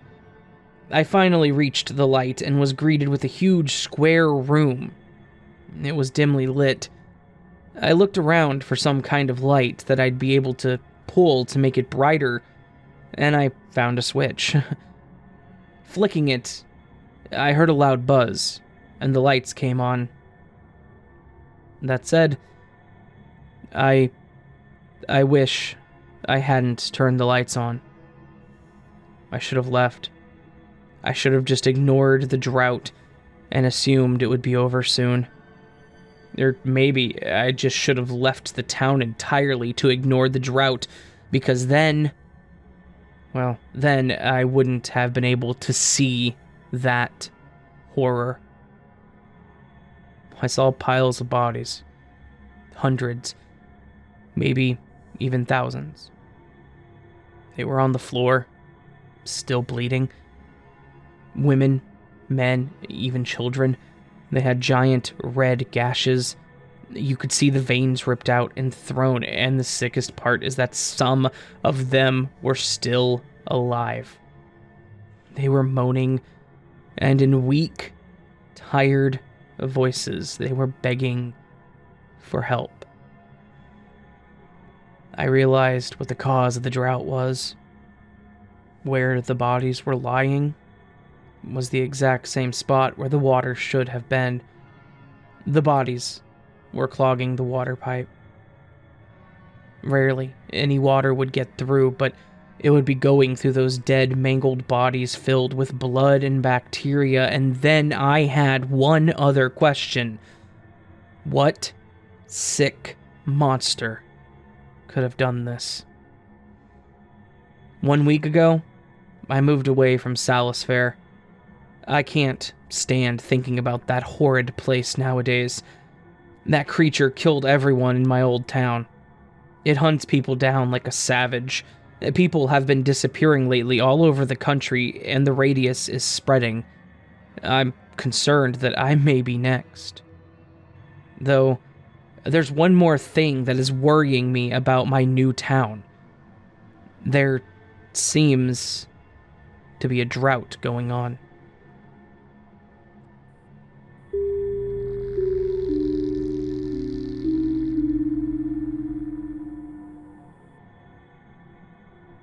It begins with a strange door out of place. You don't even see it at first. It's just a shadow in the corner of your eye after you've passed it. One day, after realizing what you see, you stop.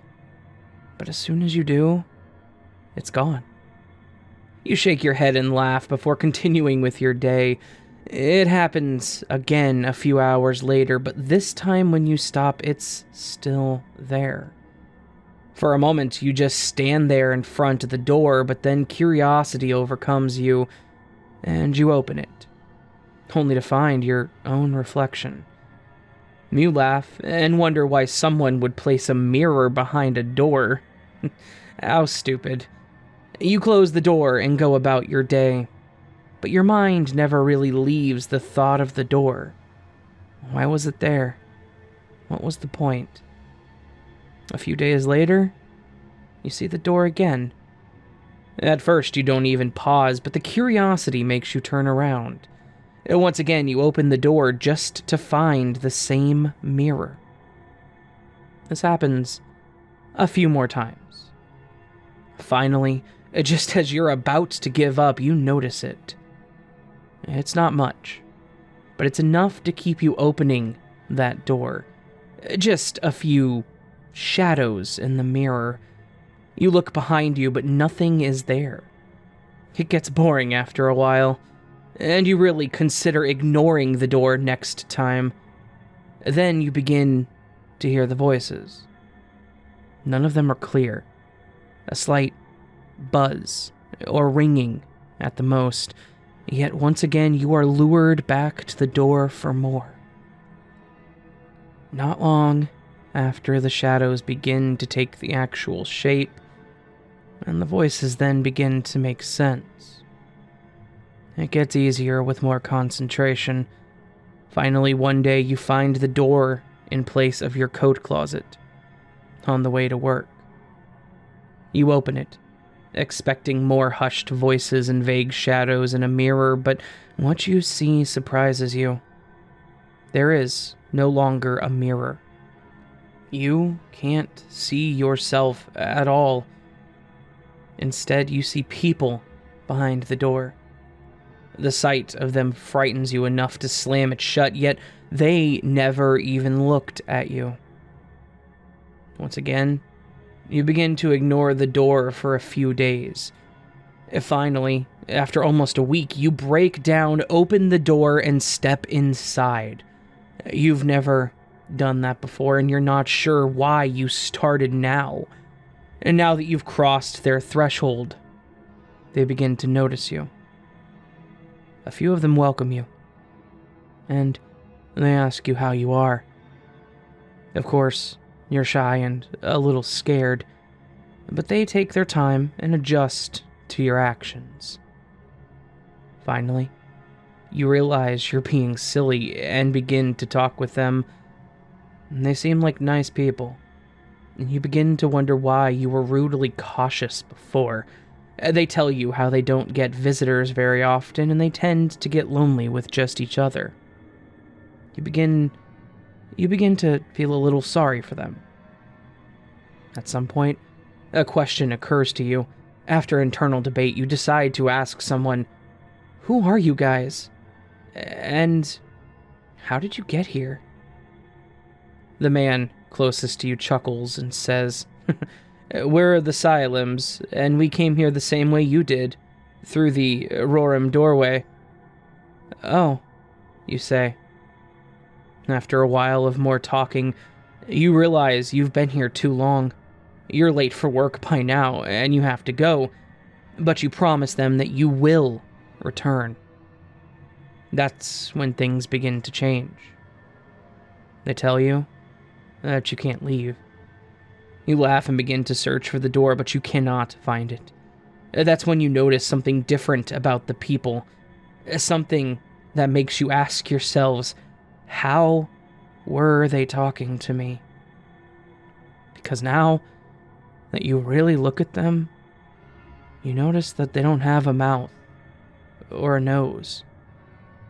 In fact, their bodies are completely lacking human features. The only similarities are the two eyes, but even that is a cruelly dissimilar sight. They are simply long slits at the top of its skull with a black abyss beneath them. Their naked and repulsively gangly bodies are covered in stretched, red, splotchy skin. How could you have not noticed this before? You think to yourself. A thought passes through your mind that is not your own. You're ours now. You start to scream, but you can't. Your mouth, it won't open. Why won't it open? Open your mouth and scream. You have to. Someone will hear you and come to get you. They will realize you are missing and see the door. Surely someone will save you from these things. One of the creatures begins to walk. No, it begins to crawl. Its gangly legs twitch and writhe as it gets closer to you. You're in too much shock to move, even when it's only inches from you. Once it's there, it begins to laugh, but without a mouth. The sounds echo through your mind, and it's the most horrifying noise you have ever heard. You turn and run, and thankfully they do not follow. Finally, you find another door.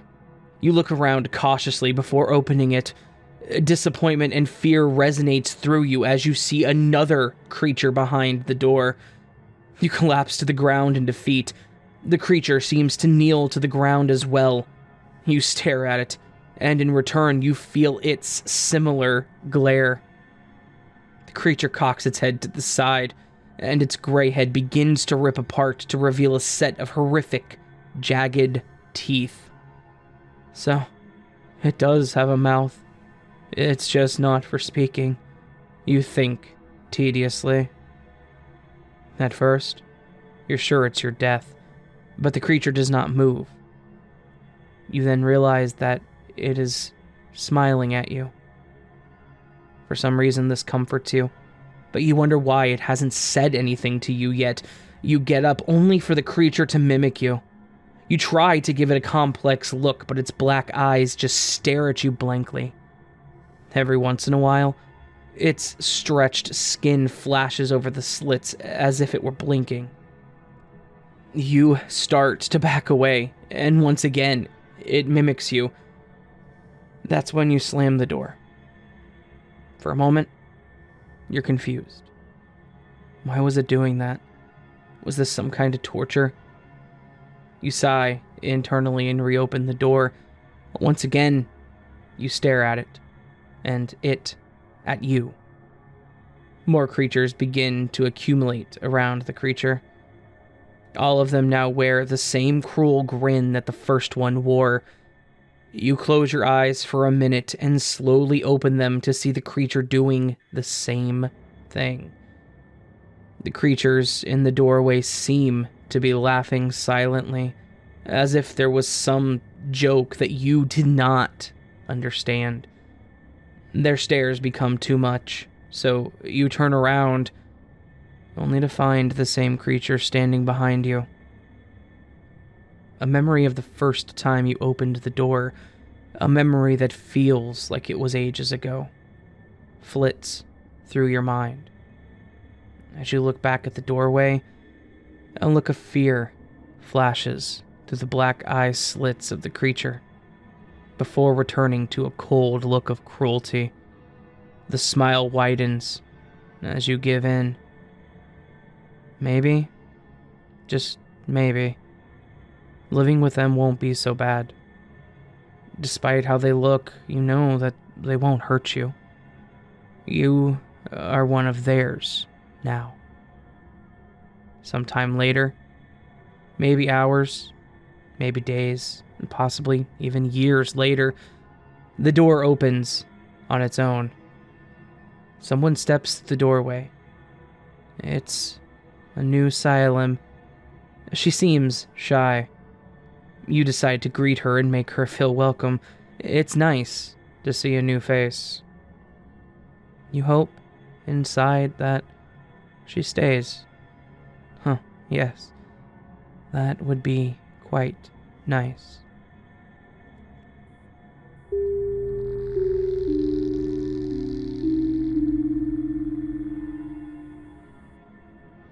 It has been 6 days. 6 long and agonizing days, and that horrible screaming has not stopped, slowed, or silenced. I have tried to ignore it. I have tried to move on with my life and move forward with the things I need to do, but it seems like the screaming just keeps going and going, no matter the time of day. It is, for lack of a better word, unending. Let me step back and explain a few things. Maybe that would be for the best. I live in an apartment complex. Floor 3, apartment J. I've lived here for most of my adult life, and I've managed to keep to myself and enjoy my life of solitude and independence. I prefer it that way. I prefer not having to deal with other people, mostly because the more people you add to an equation, the more likely it is to become problematic. I've seen my neighbors a few times, and yes, I say hi to them when they pass in the hallways, sure, but honestly, I just want to enjoy my time at home, alone, sitting in my living room, watching television and eating whatever frozen foods I have on hand. It's a simple life. Yes, it's one that most people would shun or gawk at, but it works for me. Besides, why should I care about my neighbors? They likely won't live here very long. Most people leave after their initial 2-year lease is up. A lot of people don't seem to think that the property management does enough around here, or they aren't kind or nice, or whatever BS complaints people nowadays want to throw out there about their landlords. I look at it this way. I pay my rent on time, and they leave me the hell alone. I'm handy enough to fix most of my own problems, and they know it, so really it's win-win. Like I said, I've been here for around 25 years, and I've dealt with a lot of people that I personally do not care about, but as of late, things have been getting out of hand. 6 days ago, at exactly 3 in the morning, the screaming started. I don't mean screaming like arguing, no, I mean the guttural, screeching, deep-throated level, agonizing screaming. The kind of screaming that comes from someone bending your arm the wrong way until your shoulder joint snaps out of its socket. That kind of screaming. I know the exact time it started because that is when it woke me up. I was sound asleep when I heard it clear as day. I, of course, jumped out of bed, banged on the wall of the adjoining apartment in an attempt to get them to realize that they were being too loud. Of course, it did absolutely nothing. They just kept screaming. I decided I would go over in the morning and give them a piece of my mind, and then that I would try to go back to sleep. I might have dozed off once or twice for a few minutes, but nothing substantial. Every time I woke up, the screaming would still be there. The final time I woke up and decided to stay awake for the day, I thought I heard another scream joining into the fray. After around an hour, that thought turned into certainty. There were then 2 people screaming as loud as they could. 2 people doing everything in their power to destroy the peace and quiet that I was used to. At this point, I'd had enough. I was certain that the screaming, well, the initial screaming, was coming from apartment I, the one directly to the left of mine. I put on enough clothing to protect myself from indecent exposure, threw on my slippers, and grabbed my doorknob to angrily yank the door open. Except, the door didn't move. I twisted the knob. I watched the mechanism slip out of what was holding it, but no matter how hard I pulled on the door, it was steadfast. I double-checked the deadbolt. It was unlocked. I slowly turned the handle and again verified that the little metal thing was, in fact, retracting, but still no movement. I swear I could see the light seeping into my apartment through the door frame, so it wasn't like someone had concreted the wall around my door when I wasn't paying attention or something. I thought that maybe something was wrong with the frame. Maybe the wood had swelled with the weather. Maybe the foundation was starting to give out and my door was bearing the brunt of the pressure. I figured that maybe giving the door a good hard slam with my weight could break it loose. So that's what I did. I rammed it with my shoulder, and nothing. The door refused to budge. My slamming into it, kicking it, pounding on it, none of it did a damn thing to the integrity of that door. Exhausted, and in a bit of pain from repeatedly colliding with the door, I relented. It wasn't moving, and there was nothing I could do to fix that. I leaned against the door, and I tried to catch my breath. I decided that then would be a good time to look through the peephole to see if maybe something had happened in the hallway. I moved in and stared out into the hallway of my building and was then confused. There was no door across the hallway. There was no door where apartment L should be. The marking was still there to show where the apartment should be, but there was no door at all. It was as if they had removed the door and filled in the spot with drywall and then painted it. Obviously, this wouldn't have been possible. I would have heard them doing so and noticed the maintenance people working on it. Plus, why would they shut off an apartment like that? The more I thought about it, the less sense it made. So, in the end, I had to just stop thinking about it. I stepped away and threw myself into my recliner, and just stared out into the foggy morning. I could see the street from my apartment, but it appeared to be barren. There were no cars or people out walking. It was the emptiest I had ever seen it personally. I couldn't make out the faces of the other buildings through the fog, but I could at least see the silhouettes. Not that it mattered, if I couldn't leave the apartment. I sat there, just staring out at the fog as it rolled in, and kept going. Then, the fact that I have a cell phone clicked in my mind. I got up, went back to my bedroom to grab my phone, and it wasn't until I attempted to turn on the screen that something else occurred to me. None of my lights were on, anywhere in my apartment.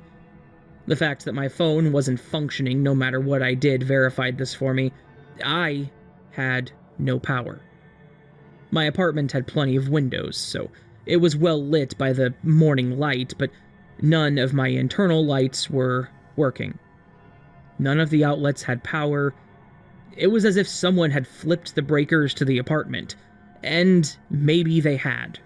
The problem with that is, the breakers are in the utility closets that you could only access from the hallway, and I, again, was stuck in my apartment. At first, I was annoyed angry, determined to yell at someone for playing this annoying trick on me. I was further enraged by the damn screaming that was coming from my neighbor's place, and now 3 other people that had joined in this ear-piercing song. I returned to my chair and watched the day pass. My mind was almost as foggy as the clearing outside my window. I had no idea how I was going to get out of this situation other than just wait for someone to rescue me. Surely, someone had to be working on a solution to this problem. Somewhere. There's no way that the police weren't already looking into the people screaming.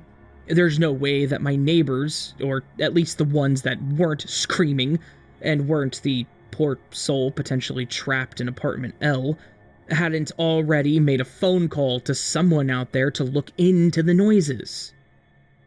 My next-door neighbor was the first to start screaming, so when they investigate the situation, they were bound to come up the stairs. When I heard them, I would just bang on my door for their attention and then explain what was going on, and surely that would work out for me. That is what I honestly thought for the first 2 days. For nearly 48 hours, I sat in my recliner and just watched the day pass by, the fog never lifting or clearing. In the entire time I watched, I didn't see a single person walking by, not a single car driving down the road, nothing. All I saw was light that was filtered by a dense fog, and then the darkness of the night. As strange as it was, I wasn't hungry at all. I'm the type that eats in a panic, so I figured I would want food, but with no power, I couldn't heat anything up. I think I may have ate some bread and some peanut butter on day 2, but I don't recall anything besides that. It wasn't until day 4 that I started to think maybe, just maybe, things weren't going to change.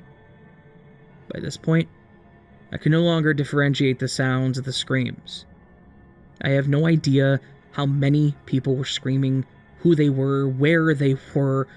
All I knew was that the screaming was loud, unbearable, and closing my eyes to sleep would only make it seem louder. It was like it was coming from my room, or like it was seeping into my skull and echoing through my ears.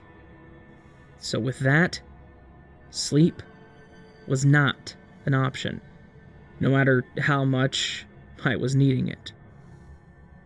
Lack of sleep can do crazy things to your head. You start to have weird thoughts, you start to see things out of the corner of your eyes, and you start to hear strange noises. That's not to say that the screaming wasn't weird in and of itself. At first, I started to wonder if there was something keeping me in my apartment, maybe something like a wall. The more I stared at the spot where my neighbor's door used to be, I started to wonder if maybe they had done the same thing to my door. Maybe they had managed to put a wall up without me noticing. But how would you then explain my ability to see out into the hallways? Simple. They left the peephole uncovered to taunt me, to let me see what was out there, to see what they had done to the others and to torture me. That had to be what was happening. It had to be. The problem with this became, well, what the hell do you do if you're faced with this situation? Clearly the material they used for the exterior was of superior quality. I couldn't get my door to move at all. Then, on day 5, the plan hatched. I had 2 other options to an attempt to an escape. The first one was the easier of the 2, so I decided that would be plan B. And that is to break the window and attempt to climb down the building. The problem with that was that I was on the 3rd floor, and it was certain to hurt if I messed up and fell. Thus, I moved on with, well, plan A, which was to break through the inner wall and into my neighbor's apartment. And, if nothing else, if, by whatever means, this was some sort of sick prank, I would get the last laugh, because I would damage his walls and yell at him the moment I got through. So, step 1, find a hammer, which was already going to be an issue. I didn't have a hammer in my apartment. All of my tools were in my truck, which was down in the parking garage. I started digging through drawers, cabinets, and everything I had for storage to find something heavy enough to break through the walls. The closest thing I had was a meat tenderizing hammer and a kitchen knife. And, well, while that may not sound like it would be effective, it would be enough. If I could damage the drywall with the tenderizer, maybe I could cut through it with the knife. I went to my bedroom and I started on my plan. I smacked the wall as hard as I could. I put all of my strength that I could muster into each and every single swing, only to be met with 0 in ways of results. No matter how much I hit the wall, how much damage it should have been causing, nothing was happening. I threw the small hammer off to the side, and I started trying to drive the knife into the wall, trying to cut it, scratch it, or do anything I could to damage it.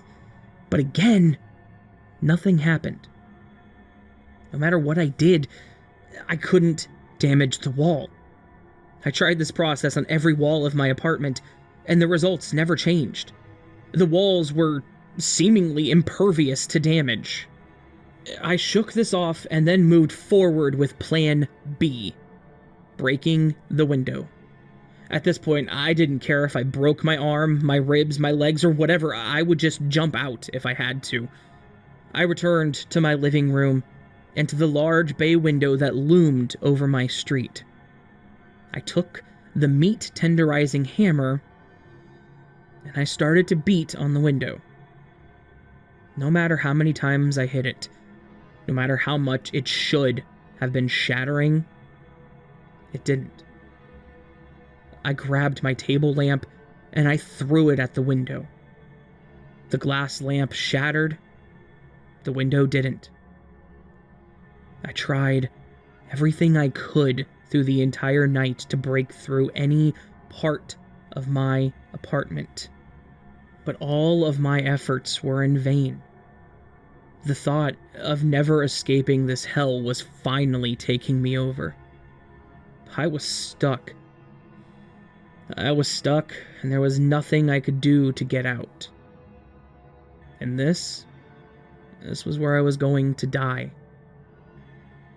I sat in my recliner again, just staring at the night as it started to give way to the morning.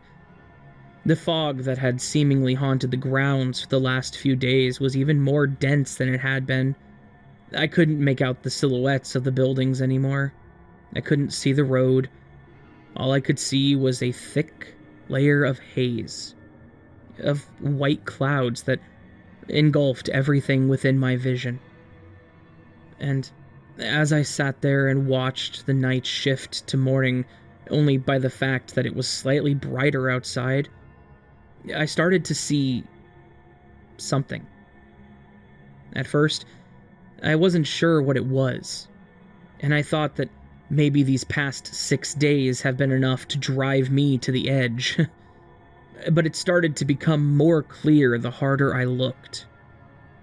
I stood up, and I walked over to the window, stepping over pieces of the lamp and other detritus, and then stopping, with my face right against the glass.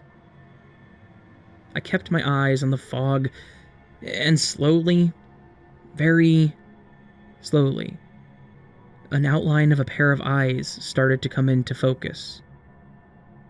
Based on their location in the fog, whatever it was that these glowing red eyes belonged to, well, it was large. Nearly the size of the neighboring building. I kept my focus on them. They started to grow brighter as they stared back at me. Then, I noticed that it wasn't just one pair of eyes that were watching me in the fog. No, it was dozens. The outline of each eye slowly took shape. I could see the dark red glow from each one, and I could feel that they were staring at me. Despite their size, despite there being so many of them, I knew they were staring straight at me. They were watching me, and they were focused solely on me. As the seconds ticked away, the fog felt like it was starting to dissolve. At least enough for me to see what creature it was that I was having the staring contest with. And as my eyes pulled in the scene in front of me, as my brain slowly painted the visual and imprinted it upon my memory, the only thing that I could think to do was scream.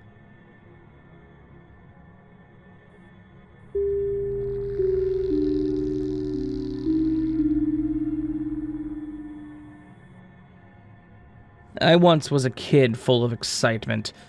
Every time at school, I would be really excited for recess, but I think there's some better stuff to do at home. I was just watching TV until an ad for the PS1 aired. I was so excited to get one. I always wanted one since I was a kid. I asked my mother if she could buy one, and she agreed. So we went to Toys R Us. They had a full section of PS1s. My mom decided to get one for me. Ever since then, I played with my PS1 day and night. But one day, it all changed. Me and my family got 5 games for the PS1. Crash Bandicoot, Spyro, Parappa, Rayman, and one game that I don't remember. I played all 5 of them one by one. It felt like a dream come true, but one day, I played Rayman and I knew that it would change my life forever. While I was playing the game, it stopped accepting my controls. I thought the game had a bug in it until Rayman started glitching out and screaming. All of his limbs started to fall off as he screamed in pain. The screen started flashing until it eventually cut to black. A giant face of Rayman appeared, but it looked creepy. He had black eyes, blood coming out of his mouth, and no hair.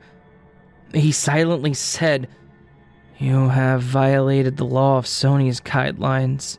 You must face the consequences, because we will find you." As the Rayman face slowly faded, I was traumatized by that day. I told my mom I didn't want to go to school because of what I witnessed. So my mom destroyed my PS1 and tried to get the game out of it. The PS1 started shaking, and the giant head of Rayman came out. It screamed as loudly as it could, and it slowly became bigger by the second.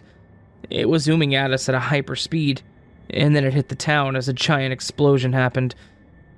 I don't remember what happened next because it was all a mystery.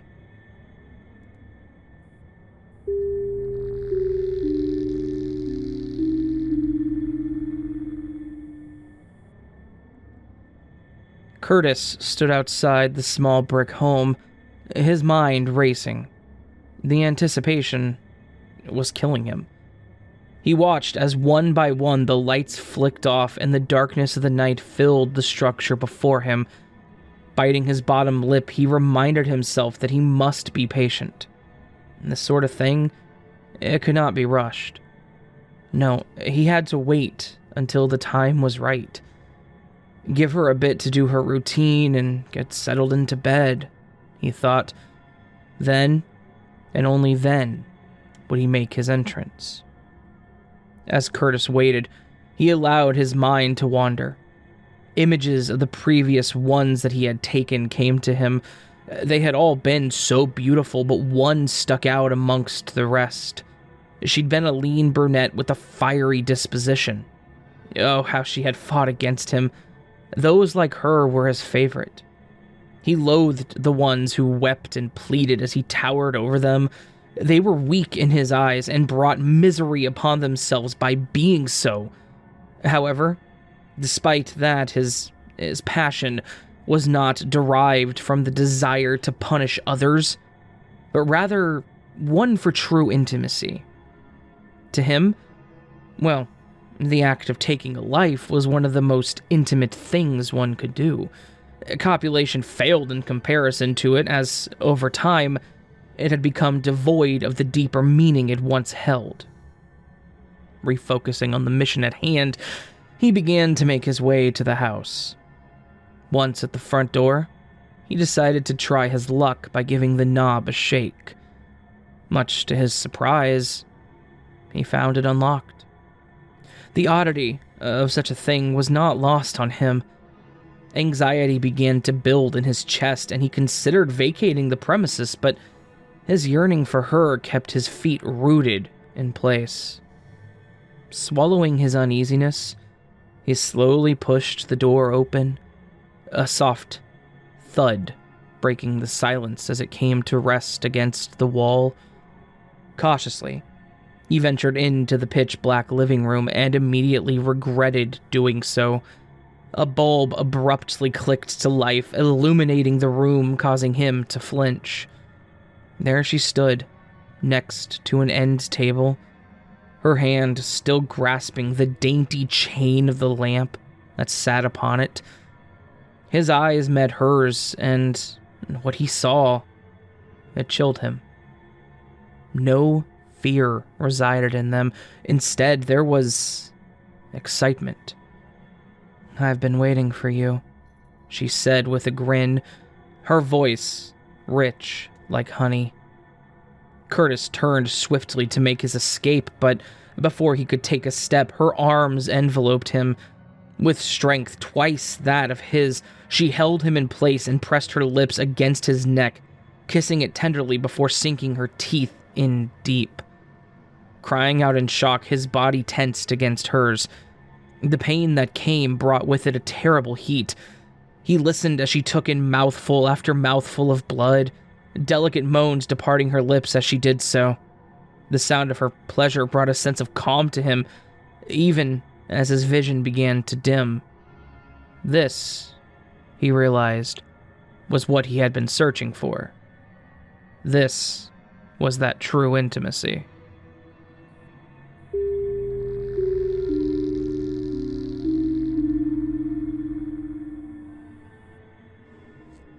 You are most likely not reading this right now. My emphasis is on the word now, as I'm sure you've read through this in the past. Only now are you analyzing it for the first time, as your brain has stored it for memory. What you are seeing is only a mere recreation. In fact, there may not even be a computer screen in front of you right now. This issue arises from the fact that the form in which we perceive our world is not only primarily, but solely, reliant on our 5 major senses. Touch allows us to feel soothing pleasure, or warns us of injury. Smells open our olfactory system to the world, letting us breathe in various scents. Taste chiefly serves to determine foods that are edible. Hearing opens our ears to the waves of the noise around us. And lastly, vision, our most significant sense, allows us to interpret our surroundings through sight. I'm sure you already knew that. But what you didn't know is the disturbing unreliability our senses truly have. As I earlier stated, you probably aren't truly reading through this right now. The 5 senses all deliver things called sensory neurons to the brain, which carry information that our senses have perceived. Up until this point, there is little to no problem in the way that we speculate the world. The main flaw comes into play when our neurons enter our brains, the place at which they arrive. Similar to a train station, it's directly tied to the area of the mind that stores memories. In this case, the train station is clogged and very few neurons manage to actually pass through the traffic. In addition to the memory side of our brain, the greatest link to this area is our imaginative section. Most of what you perceive never truly was. It never existed. This is where the disturbing part comes in. Have you ever seen a monster or a scraggly figure in your peripherals? When you instinctively turn your head, the entity disappears and you realize it was only an illusion. However, it was not an illusion. Unfortunately, these unsettling sights are indeed the reality breaking through for a quick moment. The time that the truth really gets a chance to shine in the spotlight is during sleep. Nightmares and unpleasant sights are all real, very real. Our brain is nearly inactive at this time, allowing all sensory neurons to be the sole operator within the body. This is why dreams can sometimes seem so real. It is only when you wake up that you are once again creating a fictitious world around you. I'm sure by this point, you're wondering where I have gained my credibility or how I have obtained my knowledge. Don't I too have to face the challenges of our inaccurate senses? I do indeed, but I have had extended moments in perceiving the real world. The real world is not a favorable realm. Demons, monsters, and obscure figures impossible to make out rot here. They may even be rotting in front of you right now. I know this because of my experience. Some of us are born with an ability to break through the wall of fiction better than others. And I happen to be one of the few who can. I had a rather long journey up to my final discovery, and it's quite jumbled up, so bear with me. First event, 12/04/90, age 5, Judy. I was only 5 during my initial encounter. Despite my youth, this breakthrough has lasted me through everything in my life leading up to now. This was when I met Judy. She was my imaginary friend. I was relentlessly reminded that she wasn't real, but after growing older and older, I could still see her, and she didn't fade. I soon disregarded what I was told. I didn't want to, but I had to. I have to admit, I was rather disturbed by the fact that only I could see her. If I was asked as a child what she looked like, I would have probably said something along the lines of a witch or a green woman that walked funnily. As I matured, I came to a realization that the funny witch description wouldn't suffice. Rather, she was a disfigured human, with discolored skin and peeling lips. Her limping was disturbing and indicated her disfigurement. Her voice was extremely raspy and designated in my ears for hours after she was done speaking. This is what I saw, and this is probably close to what you actually look like. Second event, 6/20/94, age 9, glass cracker. The second breakthrough was more of a warning, or a lesson, than anything. It may have only lasted me a few brief, painful moments, but the scars will leave me forever in memory of their discomforting event. The realization that took place during a picnic. There was a bonfire that the rest of the children and I were sitting at, making s'mores. I had eaten maybe a little over 4 or 5 s'mores when I bit into the 6th one. I felt a sharp agony sting the inside of my mouth. I began spitting the s'more out, anxious of what had caused it. When I looked to the ground, I saw a marshmallow, some chocolate, and a pool of blood. However, I saw no trace of any graham cracker. Instead, I saw a sheet of glass. In fear, I slowly raised my eyes, as I had hoped not to see. There weren't any graham crackers in sight. Only the blood-tainted lips of 8- and 9-year-olds gathered around a fire. This taught me that you never really know what you're eating. And this is something you should keep in mind the next time you chow down on a sandwich. Third event, 05/12/97, age 11. This final recollection that I will discuss is the most repulsive of all. I recommend you do not continue reading if you're easily frightened. However, this will deliver less of a fear factor and more of a depressing truth of mine. I was 11 when this happened, and only have regretted this ever since. It was rather late at night, or perhaps very early in the morning. Regardless, I heard a noise from downstairs. I grabbed a nearby kitchen knife, and I held it tight for protection. Slowly, I turned a corner when I spotted a burglar. I jutted my knife out, slicing into his abdomen. His flesh ripped as I slowly pulled it out and repeatedly stabbed the man to death. When I pulled the knife away, after finishing him off, I noticed something. This man was wearing a locket. This man was in fact not even a man. He was my mother.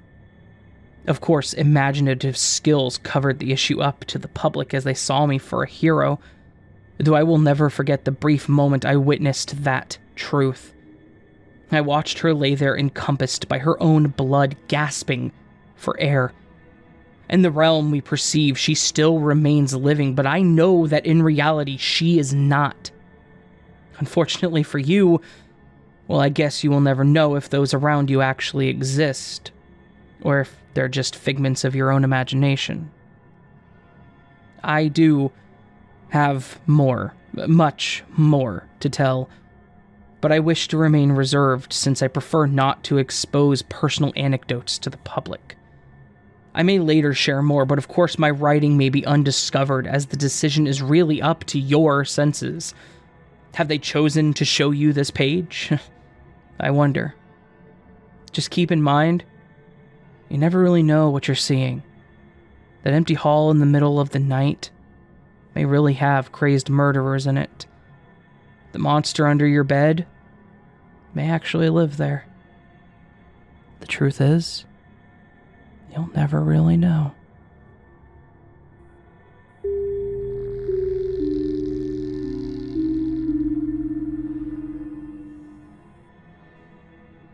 When wandering the city streets late at night, it is perhaps not such a bright idea to take any shortcuts down back alleys.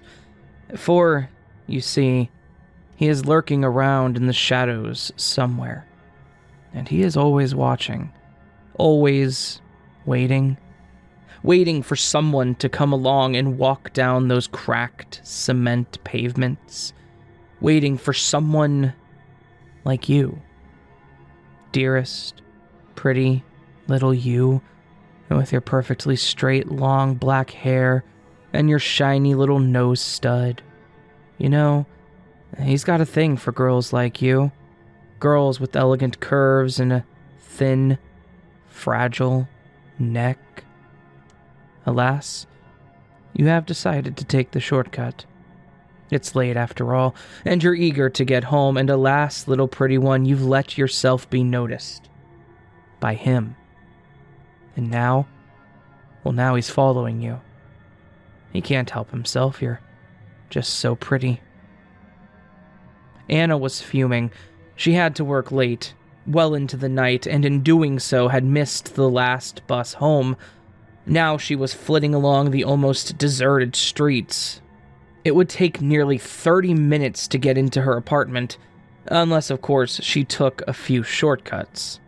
The first one was coming up, an alley that led to a back street just to her right.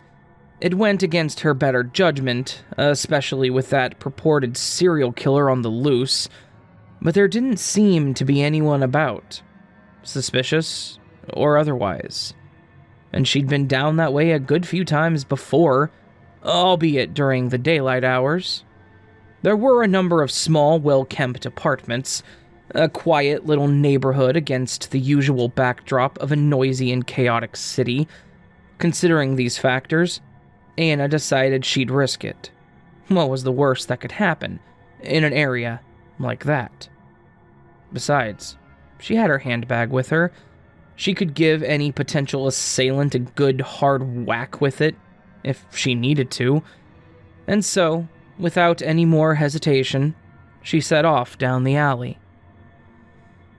He's caught sight of you, sticking to the shadows so that you won't see him. He's creeping along behind you, down the alley. Oh dear, such a terribly foolish decision to make. He accidentally steps on some loose gravel. The crunching sound it makes under his foot grabs your attention. You quickly look around behind you. But you see nothing. Or was that a shadow you saw moving? But there's so many shadows and it's so awfully dark, it was probably just your imagination. Both the noise and the movement. You continue on your way, albeit a little more nervous than you were before. Huh, you poor dear. You've no idea what's about to happen to you. A noise from behind made Anna whisk around. She scanned the alley behind her, but could see nothing but dark shadows. For a split second, she thought that she saw something or someone move, though she couldn't be sure. Anna stood still a few moments more, listening hard for anything else before nervously continuing down the alleyway. She was nearly to the end of the alley when she heard another noise. An aluminum can went rolling past her. Anna whipped around again and came face to face with a tall, hooded figure all clad in black. Much of the figure's features were distorted, shrouded in shadows. Anna could make out a ghostly pale white face, partially hidden by their hood. Their long black hair hung about them in dreadlocks. The two stood facing each other, Anna's chest about to explode in terror. Earlier brave notions of defending herself with her trusty handbag were all but gone. The voice in the back of her head was screaming frantically at her to run, but as Anna attempted to take a step back, the figure lurched forward and forcefully grabbed hold of her wrist. Oh, you poor, poor fool. What a silly girl you've been. No one will be able to save you. No one will hear your screams. He'll make sure of that. Anna tried to pull herself free again, but the figure gripped tighter. She began to struggle, desperately trying to escape that vice-like grip. She opened her mouth to scream, only for another hand to be clamped over it. In her bid to fight back, both Anna and her assailant fell to the ground. Anna managed to kick herself free, but as she tried to get to her feet and make a run for it, she felt something being pulled around her neck. He's got you now. You've played right into his hand without even knowing it. No point in fighting, my dear. Resistance, it's futile. He's managed to wrap those thick, heavy dreadlocks of his around that graceful neck of yours, and so now he feels the blood rush through his veins as you struggle to stay alive. But your struggle is pointless. He is much stronger than you are. You won't survive, and he can yet again fulfill his duty to me. Anna struggled against the ligatures around her neck, tried to pull them away. As the moments passed, she could feel her throat begin to tighten. She began to feel lightheaded as she panicked and floundered around. helpless and hopeless. Quite soon, her airflow was all but gone, and as she took her last breath, her attacker whispered into her ear, "Mommy's going to be so proud of me." "Yes, dear, I will be.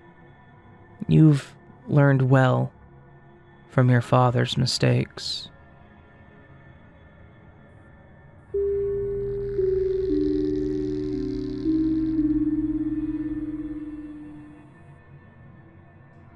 "When was the last time you took a shower?" the therapist asked. "Last week," said Katie. Shame stung her eyes, and the falling of tears could not be fought. The therapist looked up from her notebook. "And why is that?" Katie averted her eyes. "I'm afraid." "Of what?" asked the therapist. Katie took a breath. "I'm afraid I'll accidentally rub the soap onto my body the wrong number of times, or that I'll turn counterclockwise." "And what would happen if you did?" The therapist's voice was gentle and inquisitive. "I don't know," Katie answered. "Something terrible?" The therapist jotted Katie's words into her notebook. When she finished, she asked, "Why don't you try it?" "Try it?" The very thought left Katie stunned. "Yes," said the therapist. "I think you know, intellectually, that nothing will happen if you turn counterclockwise in the shower, for example. And once you do a little bit of reality testing and you see that's the case, I think you'll feel a lot better." Katie felt her chest tighten. "But what if I don't? What if I'm not wrong? What if..."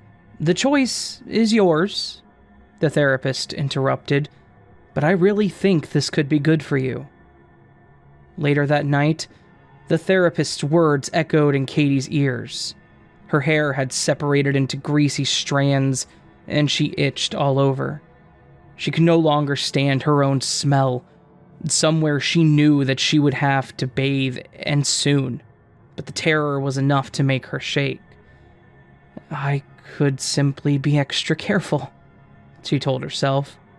"I could be vigilant, keep my head about me." She sighed. "It has to be done." Slowly, she approached the bathroom, towel in hand. "Just relax, Katie," she repeated to herself. "You can do this." She slid her robe off and turned on the water. Once she made sure it was hot enough, she took a deep breath and stepped in. The steady, hot stream of water against her skin was magnificent. Steam filled her airways. Her shoulders relaxed. She thought it was amazing, as she always did, that simply standing under the water could be so calming. She wished she could have simply stayed there forever, but as her eyes landed on the soap dish, she knew what needed to be done. She took the bar of soap in her hand. Where first? Her chest? Fine. She counted aloud as she rubbed the soap over her skin. 1, 2, 3, 4, 5. Each perfect clockwise swipe was numbered from 1 to 15. Somewhere along the way, she had managed to zone out. It was a flash of panic that brought her back just in time to end after 15. She sighed. Safe for now. So it was for the rest of her shower. Every time the soap touched her body, it had to do so 15 times. And she must never turn counterclockwise. Only clockwise would keep her safe, even if it was less convenient. At last, her shower was nearing its end. Katie knew she should have felt better, but she couldn't shake a deep sense of disappointment. Here she was, showering, giving herself an opportunity to really conquer the last part of her anxiety. She knew she would regret it if she didn't take it. Her eyes drifted down to the bar of soap in her hand, and then over to the soap dish. She would have to put the soap down, and normally she would turn clockwise to do this. Katie inhaled sharply and closed her eyes. I can do this. she said out loud, and she turned counterclockwise to replace the soap in the dish. The euphoria was nearly instantaneous. She had done something terrifying, something she never thought she could again. Was she still nervous? Well, of course, but now maybe the night would pass without incident, and she would see that her actions had caused no harm. Katie turned off the water and slid the curtain aside. One foot went over the side of the tub and onto the bare tile below. As she lifted the other to follow, however, the first one gave way. Katie's entire body tightened as she found herself hurtling toward the floor. She landed with a horrible smack. Her neck twisted unnaturally. There was a pop, followed by excruciating pain. She tried to reach up to massage it, but she found that she couldn't. Her arm would not move. Nothing would. Katie lay on her bathroom floor, facing the wall, with her back to the bathroom counter. Panic set in. What am I supposed to do? She thought. How do I call for help? I don't want to die. She felt hot tears begin to form as her mind continued to whir. Then, there came the sound. The creak of the cabinet door right below the bathroom counter caught her ear and arrested her mind. It was not the only sound. Something else bubbled under the creak. Laughter? Anxiety almost gave way to puzzlement, but all feelings turned to terror as the laughter broke into language. She did it, said a small voice. She did it at last. Did she think she could get away with it? Turning like that? Doesn't she know the rules? I never thought she would even try, said another. She's so careful. Let's not waste any time, said the first voice.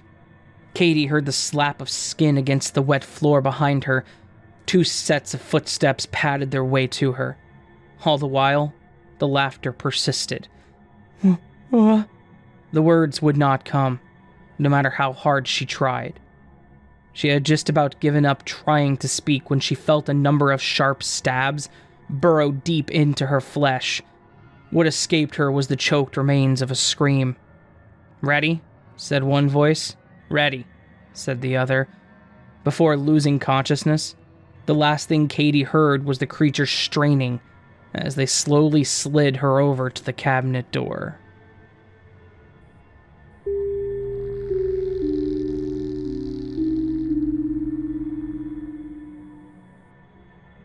I'm so excited for this trip. My name is Blaine. Me and 2 of my best buds, Billy and Baldwin, are going to spend a weekend at Billy's parents' cottage in the wooded area of Crystal Lake in the Upper Peninsula of Michigan. I know it's the same name as the setting from the Friday the 13th movies. I assume Crystal Lake, Michigan has been around long before the horror movie franchise. The weekend at the cottage is a graduation gift from Billy's parents to us. Me, Billy, and Baldwin have been close all through school.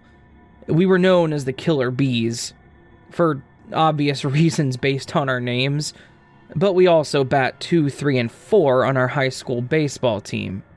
We've always played well on the field together. In fact, we're all going to give college ball a try. Billy and I got a scholarship to a Florida school with a great team. Baldwin fielded a couple minor league offers, but decided to go to a local college in Michigan. Billy has never been to the cottage. Kind of weird, but we were always busy with baseball during the summers, and it's too cold and snow-covered to do anything there in the winter.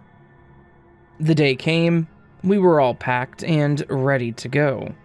You know the way, right? I asked Billy. Yeah, it's only a couple hours north of here. Hopefully GPS still works on our way up. Famous last words, I guess. As we got deeper into the woods, all reception was gone. All 3 of our cell phones might as well just be cameras now, as no internet worked. And of course, we couldn't make any calls or send texts. Luckily, there was a sign for a little convenience store about a mile back. We'll just have to stop, fuel up, and snack up, and confirm directions to the cottage. Ding ding. The first step through the store sent me very bad vibes. The door hit an actual bell to signal that customers had entered. I probably have not ever seen a real bell like that. "It smells like turkey butt in here," Baldwin said. I gave him a look like, how would you know what that smells like? But I dropped it as the store clerk appeared out of nowhere, giving me a little jump. "How can I help you, boys?" The man that looked like he came off of a Rob Zombie movie set asked. All of us were frozen. Oh, right. I snapped out of it. We're staying at a cottage in Crystal Lake, just making sure that we're still on the right path." "Ah, Crystal Lake, eh?" the creepy man said. "Yes, you boys are not far now. Have you ever been there?" "No," Billy said. "It's my parents' place, and come to think of it, I don't even know the last time they went." "Well, I have to just give you boys a word of warning. Do not go into the woods." At this point, I was sure the old man was just having some fun with us, seeing 3 high schoolers on the verge of becoming college boys. "Okay, sure," I said. I assume the place is literally inside of an actual forest, so I don't know how that's possible. I didn't say that last part out loud, but it felt like the clerk heard me. "You don't go into the woods. You park, you run to the house. You stay there until it's time to go home. And don't be fooled with the noises you hear. You don't want to get sucked into the wooded areas. There are leeches out there. Things that if they get attached to you, it's almost impossible to get them off." I finally gave the boys a look. Like, okay, let's freaking head out of here already. They both picked up on it, and we hit the door. Ding ding, the bell went. We all had a good nervous laugh and shook off the insane old man's BS attempt to scare us. About 30 minutes down the road, we came to the only stoplight during the entire trip, it seemed. We stopped at the red, continuing our conversation on who was the better hitter during our last big tournament, which we won, of course. "Baldwin, how are you even in this conversation? You went 0 for 4 and your pants fell down when you were diving for a foul ball," I said. "And you didn't even catch it." "Man, screw you," he said with a laugh. We pushed each other like this all the time. We knew it was just goofing. "I don't know about you bros, but hitting a .365 with 4 homers in 4 games probably gets me the crown in that tourney," Billy said. I gotta admit, that was... Shh. Did you guys hear that? Billy and Baldwin hadn't heard a thing. It was a screaming noise. Like an animal, maybe? At this moment, I realized we were still at the stoplight. As I said that, the light turned green. The screaming was louder this time. Despite my begging Billy to stop, he kept driving. "Someone or something could be hurt," I said. Billy wasn't having it. Neither was Baldwin. "Dude, you heard what Mr. McCreeperson said? Don't go into the woods. There's leech things out there." "I'm not afraid of leeches. I will deal with it. Stop the damn car. Someone needs help." Baldwin glanced to Billy, gave him a just do it look. I don't remember the next few moments too well. I know I darted into the woods. I know that neither of my friends followed me. I know that I heard something screaming bloody murder. As I made my way through the dense flora, I discovered the source of the screaming. A couple of coyotes, probably signaling to more that a wounded animal was nearby. I let out a gigantic sigh of relief. I really thought I was going to single-handedly prevent a murder or something. I made my way back to the tree line and back to my friends. Nothing to worry about, boys, just some animals. I checked myself up and down. Little peek into my undercarriage, no hidden atrocities leeched onto you-know-what. And no leeches. Told you that man was full of it. Billy and Baldwin looked relieved. As much as I was, at least. Now we can get back to this little bender we're about to hit before we embark on our college experience. Everything was good. Billy's got the wheel, Baldwin looks happy riding shotgun, and me and, Frankie are chilling in the back.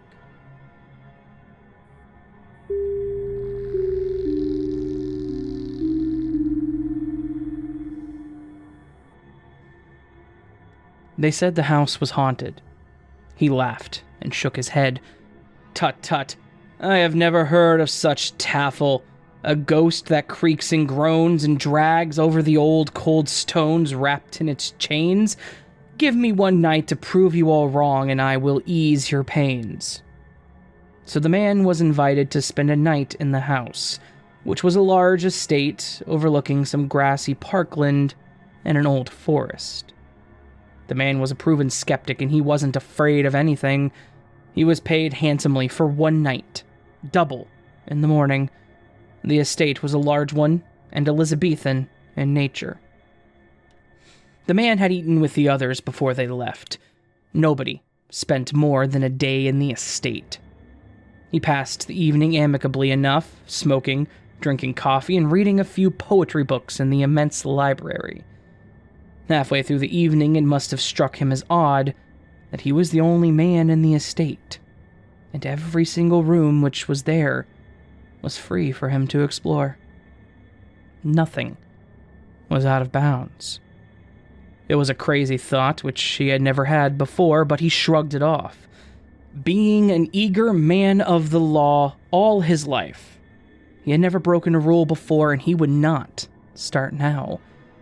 The usual noises of the night began floating around the dark, empty corridors of the old estate, encroaching around the empty rooms, permeating his senses. How startled he must have been when he looked at the old grandfather clock and saw that after what had seemed like minutes, it was now 11:30. The smoker sat up in his chair, alert, the pine wood smoke curling around his face, giving him an eerie complexion. He heard nothing apart from the creaks of loose steps upstairs. The wind whistling through half-open windows upstairs and the beginning of a torrential downpour outside. He got up after a while, and he rekindled the fire. He sat back down, drawing his chair a little nearer, and then relaxed again. The man was expecting nothing, so he was not alarmed when he heard the creaking of the bell chain on the grandfather clock chiming, nor by the heavy footfalls of a loose portrait falling off the wall with a crash. But the crash was louder than it should have been. It echoed on and on, getting closer. Yes, it was getting closer. He sat up in the chair. One crash, two crashes. It was moving down the hall. He got right to his feet and brandished the pipe like a sword. The skeptical man believed this to be a prankster, one of the group who had stayed behind to play a prank. But then he remembered that everybody was accounted for and he had seen them off with his own eyes. So he saw the door open, and standing in the doorway, shrouded by light from the fire, was a tall man with chains wrapped round his body. The chains trailed off onto the floor 2 feet behind him. He said in a deep, cavernous voice, I am the ghost. Pray, who are you? The startled guest fled from the house and ran as fast as he could all the way home.